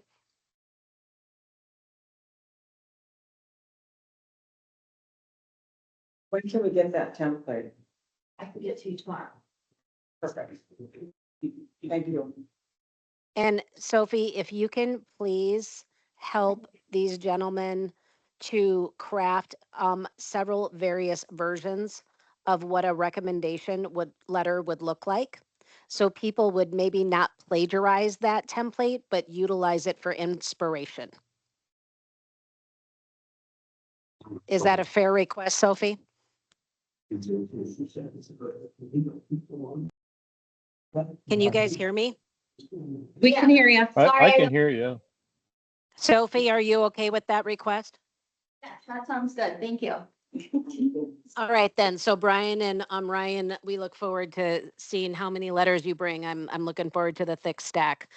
Okay, and then somebody needs to decide who's going to go to the school. So however you want to do that is great. All right, where are we at? Okay, so now we're on to Public Works. Ryan Fods, what do you got for us? I'm told to go to the school. Not too much, just, I know there's been discussion with, and Ryan, Lacey I might- need you to sit. I need you to sit somewhere else. I can't hear. You sound like Charlie Brown's teacher. Wah, wah, wah, wah. Stop it. Stop it. Show off your Malibu lifeguard tan. Yeah. Okay, there was some discussion and I was just going through some stuff on water and sewer rates. Okay. One of the things I noticed back in 2020, I think is when we switched maybe from Galaxy to the Beacon system, what we use now. The city council then added like a $2 surcharge to users to cover that cost. Well, it was only a year, I think it was temporarily, they wanted to figure out what it was going to cost. It's costing the city about $200 a month. So I don't think we've ever added that to our fees. So it's really, every time we read a meter or we use it every month to send a bill, it's like 44 cents it's costing us. So I know when we're going to be talking about raising water rates and adjusting water rates and sewer rates, that's a cost that I think we've been eating for the last 2 or 3 years, which would probably show why we're in effect negative in a lot of our funding, because I don't think that was ever put in. I thought when we had that Beacon surcharge, it was just for the software and it was for 2 years only. It's what the city finance officer at that time said. Yeah, it was actually 2 months for, what was it, at the ordinance rate and the resolution. It was just like, yeah, short-term resolution. Become effective. Or was it 1 year, Jim? One. There was 1 year. And so that's it. And I think they didn't know what the actual cost and the software was gonna be. And they covered that, but this is just, I'm just kind of throwing it out there. One reason why we're negative. So I mean, Okay. with water rate and stuff. So question. Ryan, if I can stop you for a second, if I'm understanding you correctly, there is an operational expense to the city. And it's 44 cents a property to automatically read these meters to establish the water bills. Is that what you just said? And I don't think they ever took in effect then when they. So set the what rate. I'm hearing you say is as we consider the future budget, we need to figure out how we're going to absorb that cost because we haven't, and we're only charging a pass-through cost for water. We are now in the negative when it comes to our SRF funding, which is something we absolutely need to rectify. So I appreciate you drawing a line to what caused that. Thank you for doing that due diligence. Just And one of the things. one of the things. So that's one of the things. Can you tell us what else it is? Oh, it's just we're substantially behind by keeping up on operating costs with the water, with the electrical costs and stuff. We try to keep everything as cost effective for our consumers. It's Right. just we're just behind, and especially with the projects coming on, we're getting more cost. Everything is more expensive, and every time we repair something, it's just a lot more than what we have our rates set. So it's something we'll have to kind of vet and do probably a real good job trying to see what we need to push our rates to cover those future costs. So council, this Give a is heads what up. you need to think about before we go to budget meeting, okay? There are operational costs that we absolutely have to absorb. And so that is something that we're going to have to incorporate into our utility rates because it is a necessary expense. And of course, we now all realize that government doesn't run on air. We run on utility bills and our revenue is property taxes and sales tax, okay? So we have to figure out how to absorb this. There's other operational costs that Ryan is uncovering that we are also going to have to responsibly cover. Also, I will just put in your guys' mind that our smart meters are also coming to end of life. Those things usually run about 15 years, and there's several smart meters in our town that are probably well past their end of life and probably into the zombie state. So there will be also added expenses for that. So council needs to decide if that is an across the board absorption or is that a property by property fee based model. And so there's many things that we need to think about. Another thing that I'm going to bring up is if you guys recall 2 to 3 years ago when the previous administration was applying for what we affectionately call the Biden bucks or the SRF funds that we are very much enjoying right now, getting all of these streets straightened out. Initially, part of that was originally it was to get us another water tower. Okay, the city of Baltic's water tower is okay, but it fills twice a day, which means with another 125 properties coming into our city as they continue to build and grow and develop, which we love this. And we have more multiplexes and multi-unit developments coming into Baltic, which we love. But what that does do is it puts a strain on the water tower. That strain was already identified from previous administrations. It was originally identified to add an additional water tower with those SRF funds. Somewhere in the process, the water tower was removed, and instead, the looping was added into the SRF funds. So historically, people need to be mindful of what happened here. That doesn't mean the city of Baltic doesn't need a water tower. It does.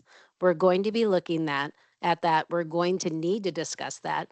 Justin's going to put together some numbers because he loves this part, right?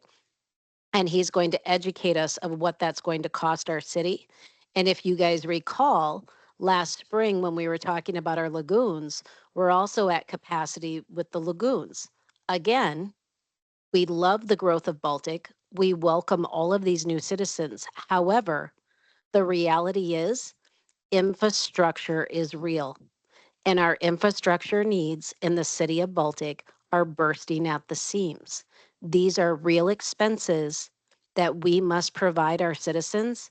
And again, ad nauseum, I'm going to remind you, the only way that we have revenue sources is through property taxes, utility fees, and sales tax. So we have additional lagoons we need. We have a water tower we need. We have infrastructure needs that aren't complete yet, not the ones we're doing, but everybody knows about Lovely. We have sidewalks and we have park amenities.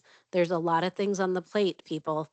So we need to take a look at this and we need to have a really clear understanding of what our priorities are, how we're going to do it, and the best blessing we can give future administrations is help them create a plan. These issues, including the Lovely construction, has been kicked down the road. They've kicked the can down the road and year after year after year after year. Now, the city of Baltic, I would argue, is probably at critical mass for some of these infrastructure needs. So these are some hard conversations we're going to have. So as aldermen, you need to start talking to your constituents, educating them. Lacey and I are working on how to create a communication strategy for this. These are things that we were going to work on for the last 2.5 years. Obviously, we've had some larger priorities of things we've needed to do, but this is where the real work gets done. This is why we're here. It's our job to take care of our neighbors and make sure that our city runs well. Does anybody have questions about this? So are you trying to do all these projects at the same time then? I think she's talking about teeing them up for future. Yeah. So generally processes a water facility plan, a wastewater facility plan that identifies all these improvements that happen over a period of time. We pull that into a capital improvement plan, which helps with some of the budgeting that identifies projects on a 5-year basis. Generally with SRF projects, there's a surcharge to those utilities. So it's kind of that happy medium of not imposing a really high user surcharge on the utility rates. Right, anything amount, so they're not all at once. Yeah, they're not stacking, they're spreading out over a long period of time. It'd be worse to ignore it. Well, no, and I totally get that. I'm just like, okay, sidewalks. I'd especially say that about the like lagoons. Water towers and stuff, it sounds costly, especially when we are also having to do like the water looping and Correct. everything else all at the same time. So. If I may go back to something that Ryan said, and Nikki helped me with my memory here, but I believe that when that software was approved for us to have that cost for a year, the idea was that there would never be a pass-along expense because it was promoted to us as being a cost savings because of the positive impact on our city maintenance person who would not be reading meters, and our positive impact on our city finance person who would have a much easier, more efficient time doing water bills. So And Deb, I do think that those were true statements, in all due respect to the previous administration, as much as, we all know I disagreed with many things. I do think that their intention was pure when they did that. But what they didn't anticipate at the time that they were making those promises was the growth that we were going to have to sustain right now. And so we are. And so in every city, we try to do the best we can to explain the benefits to the citizens. What we can't do is have a crystal ball.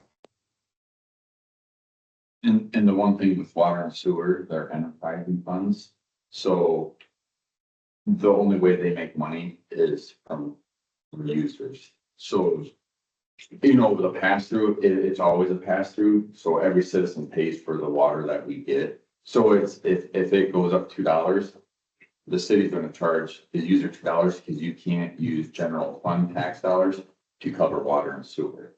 So But it at the has, same time, when you're considering water and sewer rates, I would encourage you to remember that we just had a nice bump in our water bills because of two $8 plus charges each month that we are seeing. And in our last meeting, we had conversation about, for the park improvement, are we going to go out in confidence and ask our citizenship to pay X amount per month for a period of how many years to be able to enact these park improvements? So Deb, you're absolutely right. Everything you're saying is absolutely correct, because this is a communication, it's a community, but Deb, that's how a city runs. In order for the city to have the things that it have, we have a number of people who live in this community who will be looking at costs that can be easily absorbed. And when we're continually coming back to the well and asking for more and more and more, it becomes each time more difficult for those costs to be absorbed by some of our community members. So Deb, you can absolutely understand why we do not want that resolution 28 to pass, because then there's another 43,000 we have to figure out what we can do just to provide our citizens basic services. So Deb, I hear you. These are not fun conversations, but it is the reality of the matter that in small towns in South Dakota, the state legislature does not allow us to do our own fund building. We don't have these like third penny things that we can just make up and do these different campaigns to be able to raise funds for these things. We are solely reliant on sales tax, utilities, and property taxes. So I hear you. I hear you. However, the city still needs things. Some of them are mandatory, some of them are niceties. And that's how we as a community need to come together and figure out what our priorities are. And we will not agree on all these things. We won't, because what is a priority to one person is going to be a different priority for another person. But at the end of the day, that's the beauty of city government, because we can collectively come together and figure out how we're going to do this. Because at the end of the day, we all pay for it. All of us pay for it. Governments don't run for free. So I don't think anybody has nefarious intentions. I don't think anyone's here out to, try to fee everybody out of the city of Baltic. That's not what we're doing here. We're trying to be as transparent as we can with the numbers that are real, with the needs and the wants that the citizens of Baltic have. We can have as much as we want. We can do whatever we want as long as everybody's willing to pay for it. That's how cities work. So I'm not demeaning what you're saying, Deb. What you're saying is true. But at the same time, we can't discount the fact that we're in a situation where some of these expenses are mandatory. Some of these expenses can be put off a little bit, and some of these expenses are niceties. Can at least we all agree on that? Mr. Franz, what else do you have for us tonight? For the lead copper update, we received some surveys back from our community members. I'd say we're about 14%. I have kind of highlighted on GIS where we've been receiving them and also following up with the state in regards to what we need to do. So here's, we need to keep pushing it. What I think I'm going to be doing is trying to get from some more information. I'm probably going to have Lacey put it in the shopping guide just for a reminder. Maybe send out a flyer. One of the things that we can do is I can fill out a lot of the paperwork, take that burden off of our taxpayers, but I need a picture of what their service line looks like coming into their house. Explain to people what it looks like. So your service line, for anybody that's listening or wants to know where your water meter is in your basement, it's going to be probably in your utility room, but some of the older places, it might be in a closet. The water meter is black with like, if we call it a meter horn or a meter setter, it looks like it's a half moon piece of copper. It's going to be copper. Underneath that setup is the line I need a picture of, and that's your service line coming from the city water main. That's what I need a picture of. So what we might do, put in paper is like what the city cell phone number is, get a picture of that, send it to me, because then I can fill out a lot of paperwork. I know if you're doing it, that's great. The survey that you do online or you mail to us has some information, some questions. Text of the picture from the individual. And the Yep. address of who they are. Yep, The address. your name, address, and that picture, and then I can use that to fill out what paperwork I need to fill out. It's getting down to the wire. A lot of the point, everything west of Fifth Street is the high priority.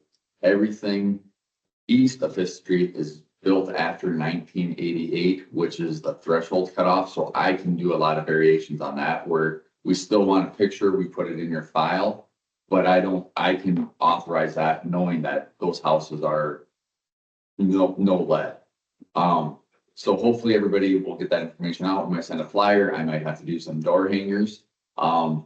If people aren't responding, the easiest way the city can do stuff is we have the authority. So if you one night come home and there's no water, maybe you'll call the city and send me a picture and I can turn your water back on.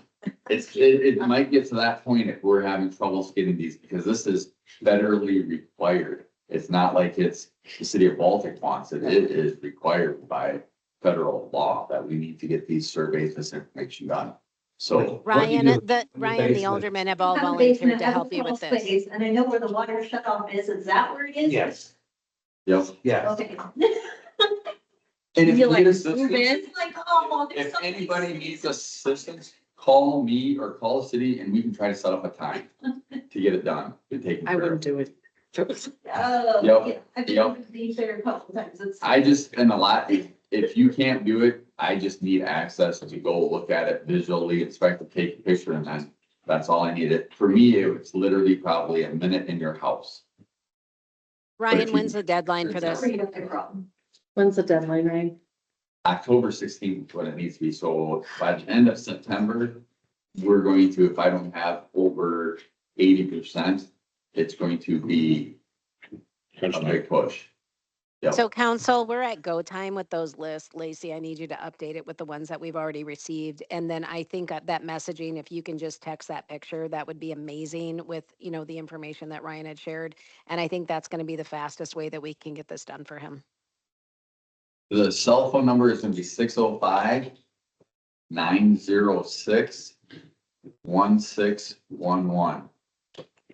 605-906. 1611.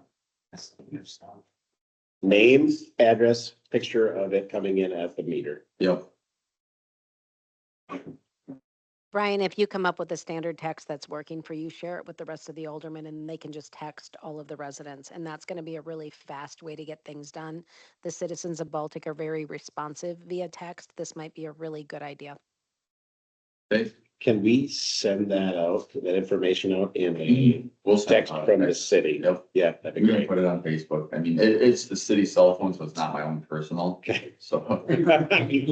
So call it all the time. And Lacey, would you please use Ryan Fodd's personal cell phone for that post? I certainly will. Okay, that would be great. Thank you. All right, what else do we need to do, Mr. Fodd? Just. I one last was thing kidding about, for the record, I was kidding. I know. Okay, just so that's Ice official. skating rink. Ice skating rink. What's that? We have an ice skating rink? Wait a minute, what? The Ryan Fodd I know. Memorial Ice Skating. I think we should call it the Ryan Fodd Memorialized Ice Skating No. Rink. Do I have a Where would you motion like on to that? put Is it? that a motion, Mr. McGreevy? What's that? Is that a motion? Are you making a motion to call it the Ryan Fodd's Memorial Ice Skating Rink? Plus it. Okay, We- what's going on with the ice skating rink? Are you gonna set that up this week? I'm just wondering, is it worth the time and effort to do it? Second of all, where is a good location? Because the location we had, I thought was going to work last year, did not work. So we really do not have a location close to water, level, everything. What changed? What's that? Something, what changed about it? Something. Well, it's just, it wasn't level as I thought. Okay. So then it didn't, one side had 1.5 feet of water and one side had 2 inches of water. That sounds like, Somebody needs to level the camera.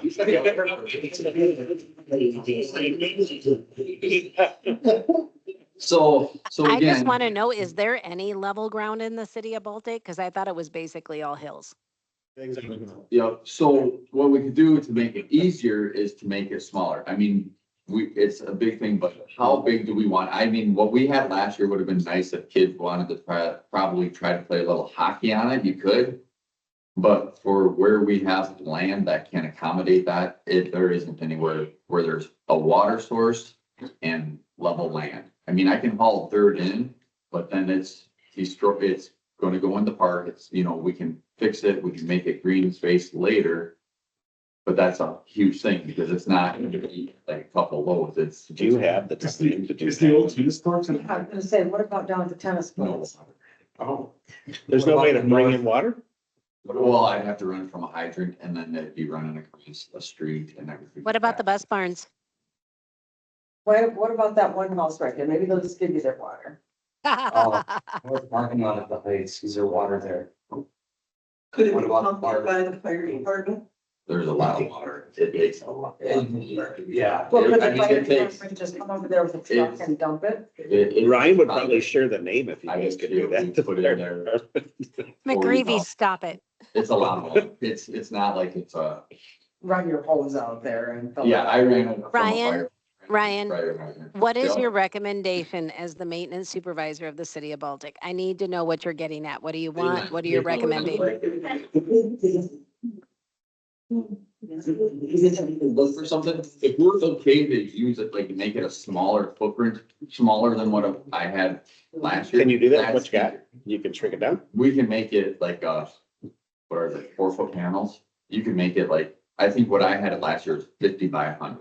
When you said you saw people up there on it, what age category? They were probably 16, 17-year-olds, maybe a little bit older than that. I'm not, they're just. It wasn't little kids, little. No, it kids. was two, Okay. they were driving. I know they were able to drive, so I just don't know their age. So we can make it a different size. But then if you make, you can make it 40 by 40, it's not huge. It's just more of a thing. And then I can probably I put it closer to the parking lot in the Heights and I put it on the grass. It'd be west of the sand volleyball. It's probably the best spot, but it is not. How many weeks of usable operation did we have last year? Last year, if we could have got it when I was filling it and it was getting cold, if we wouldn't have had issues with the elevation differences, it would have probably got 3 weeks, maybe 4. But then we had, it was really cold and then the temp changed, and it went really well. Sidwalks Park had struggled last year too with theirs. Yeah. So it was a narrow, I mean, wasn't it after, I think it was after the news that it actually got where it sustained under freezing for a time. We filled it, like, starting that time, it wasn't really cold, but it was getting colder. It froze. It was out of, like I said, 2 inches there. It blew apart in one spot because it had so much of a load of water on the other side. We fixed it, got it back together. And then that operator, And then it was about 3 to 4 weeks and then no, I mean, it was gone. And I realize it's like totally unpredictable. If it gets cold in December, you can start it earlier. Yeah. And then when we got the snow, it was tough because we're trying to get a snow blower up there and then there was a lot of snow on it and all we can do is scoop it off by hand. Smaller would be better. So I'll just kind of plan on that, and get a liner for Yeah. something smaller and then see what I can do up at that area by the fire hydrant west of the center. If they're playing hockey games, we can find to be smaller, right? oh, what about the football? All this is not our property. We want to maintain it on our property. Our liability. Yeah, I get it. Right, sitting has. Well, I guess if nobody's gonna use it, there's I no don't have reason to put it up. So, agree. no, that's all I really had. So I'll figure something. Okay. Is it my turn? Thanks, Ryan. Yeah, thank you. Thank you, Ryan. Hey, All right. Ryan. Hey, Ryan. Yep, Thank you. Thank you. yep, you're welcome. Can council please do whatever we can so Ryan doesn't have to walk into a bunch of houses, please? Can we please help him with that?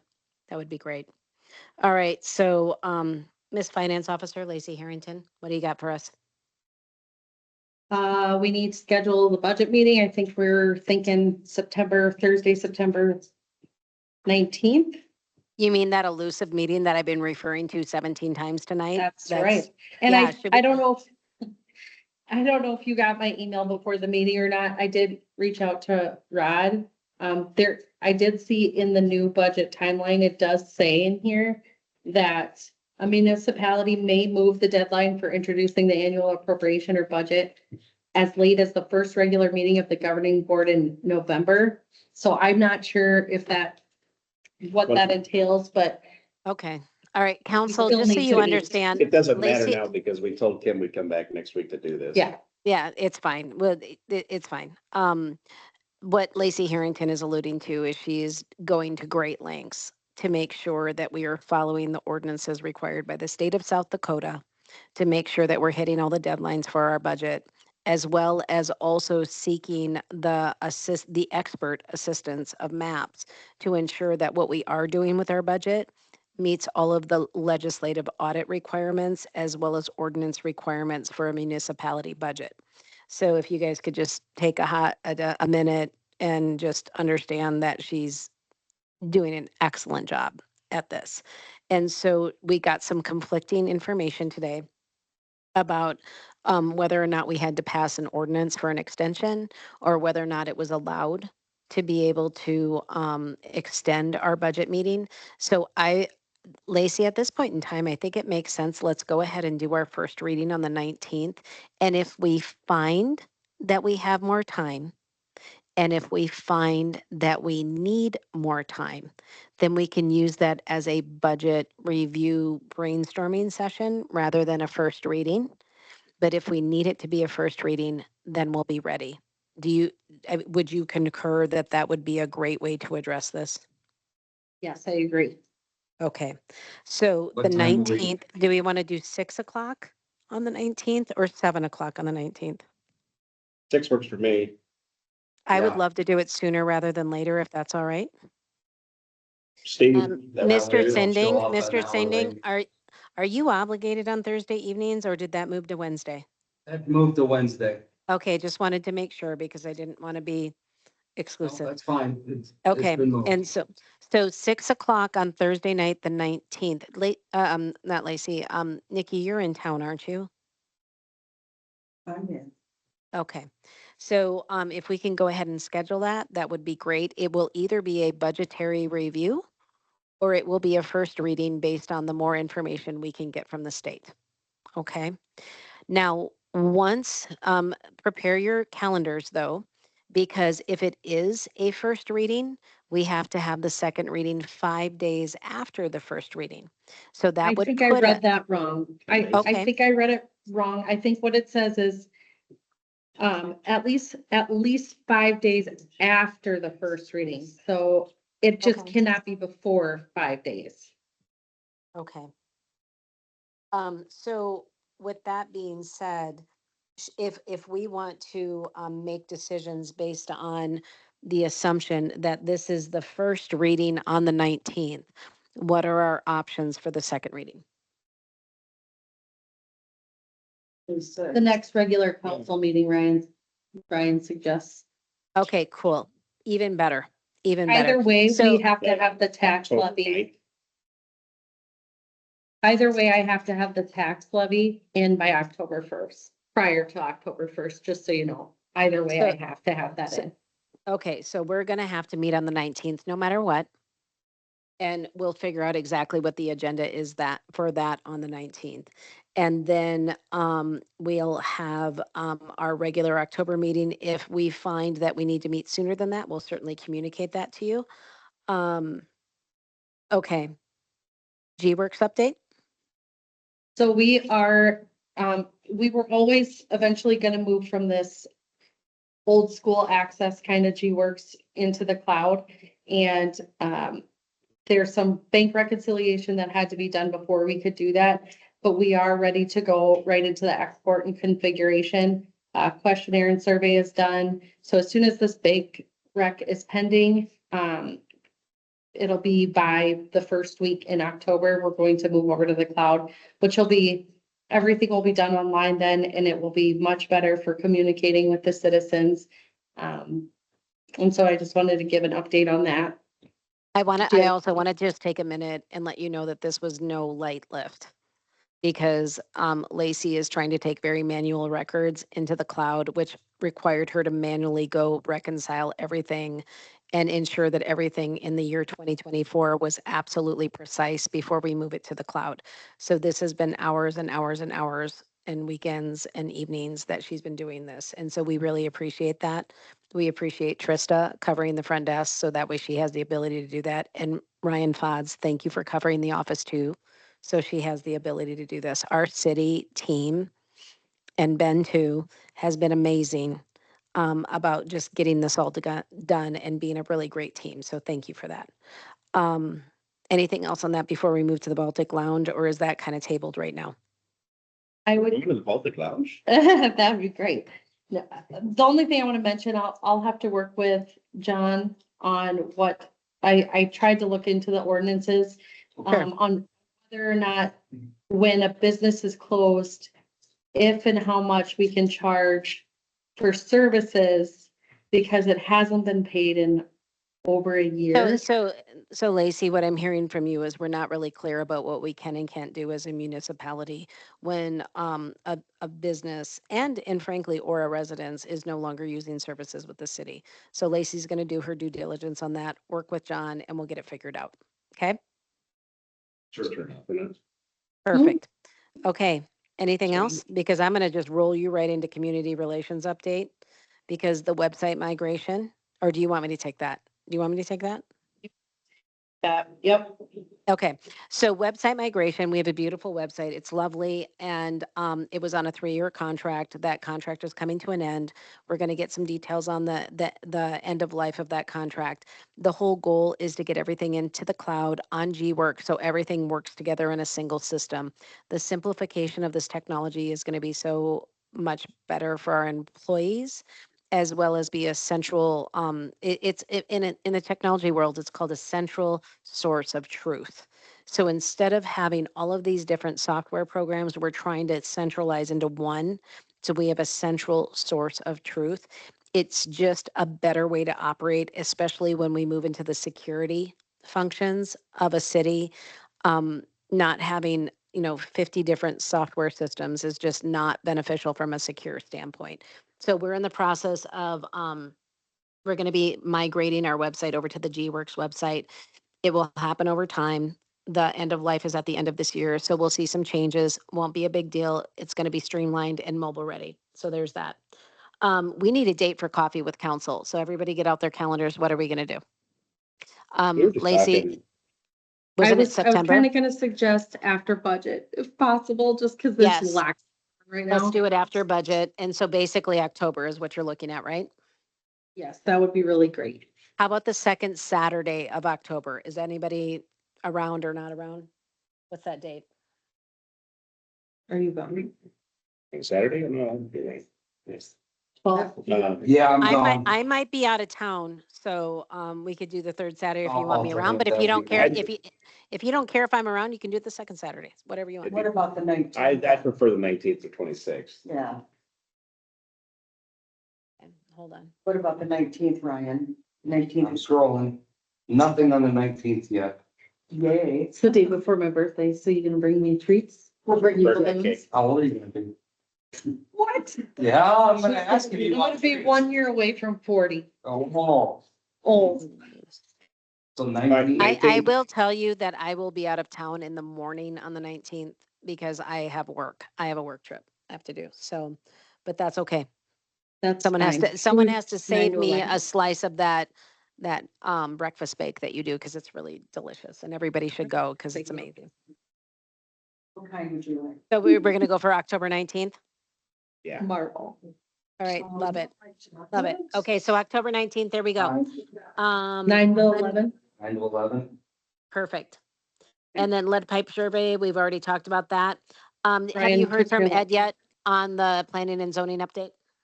But I did hear back from Sean, and Ed was in on that as well. Okay. So, so we're going to keep moving forward with the ordinance review and try to get those things updated for the city of Baltic. And then, legal counsel mayor updates. John, do you have anything? And I just mentioned about the ordinance review. We do Yes. have to, it by November 18th, otherwise he has to move on to another community. All right, well, then we are going to have to prioritize that. So those council members that are on P and Z, can you please work with Ed to help get us to a place where CCOG can help us with that? Because they do a lot of the heavy lifting. We just have to do the initial work. So would you guys please reach out to Ed and figure out what we need to do to get that done? Yep. Thank you. All right, anything else, Lacey? Nope. All right, John Hughes, you have the floor. Thank you. I'll give the floor back. Okay.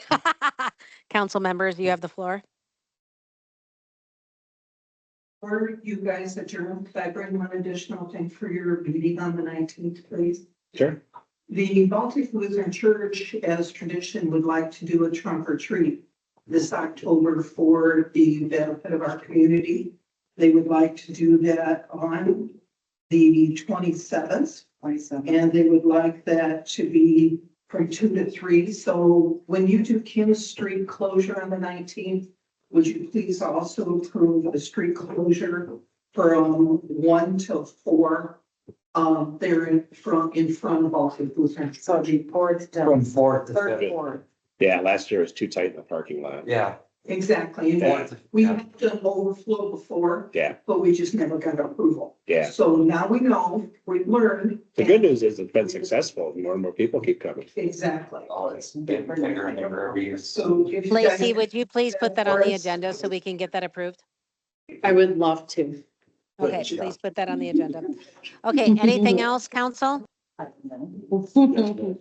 a motion to adjourn at 9:11. I'll second that. All those in favor say aye. Any opposed?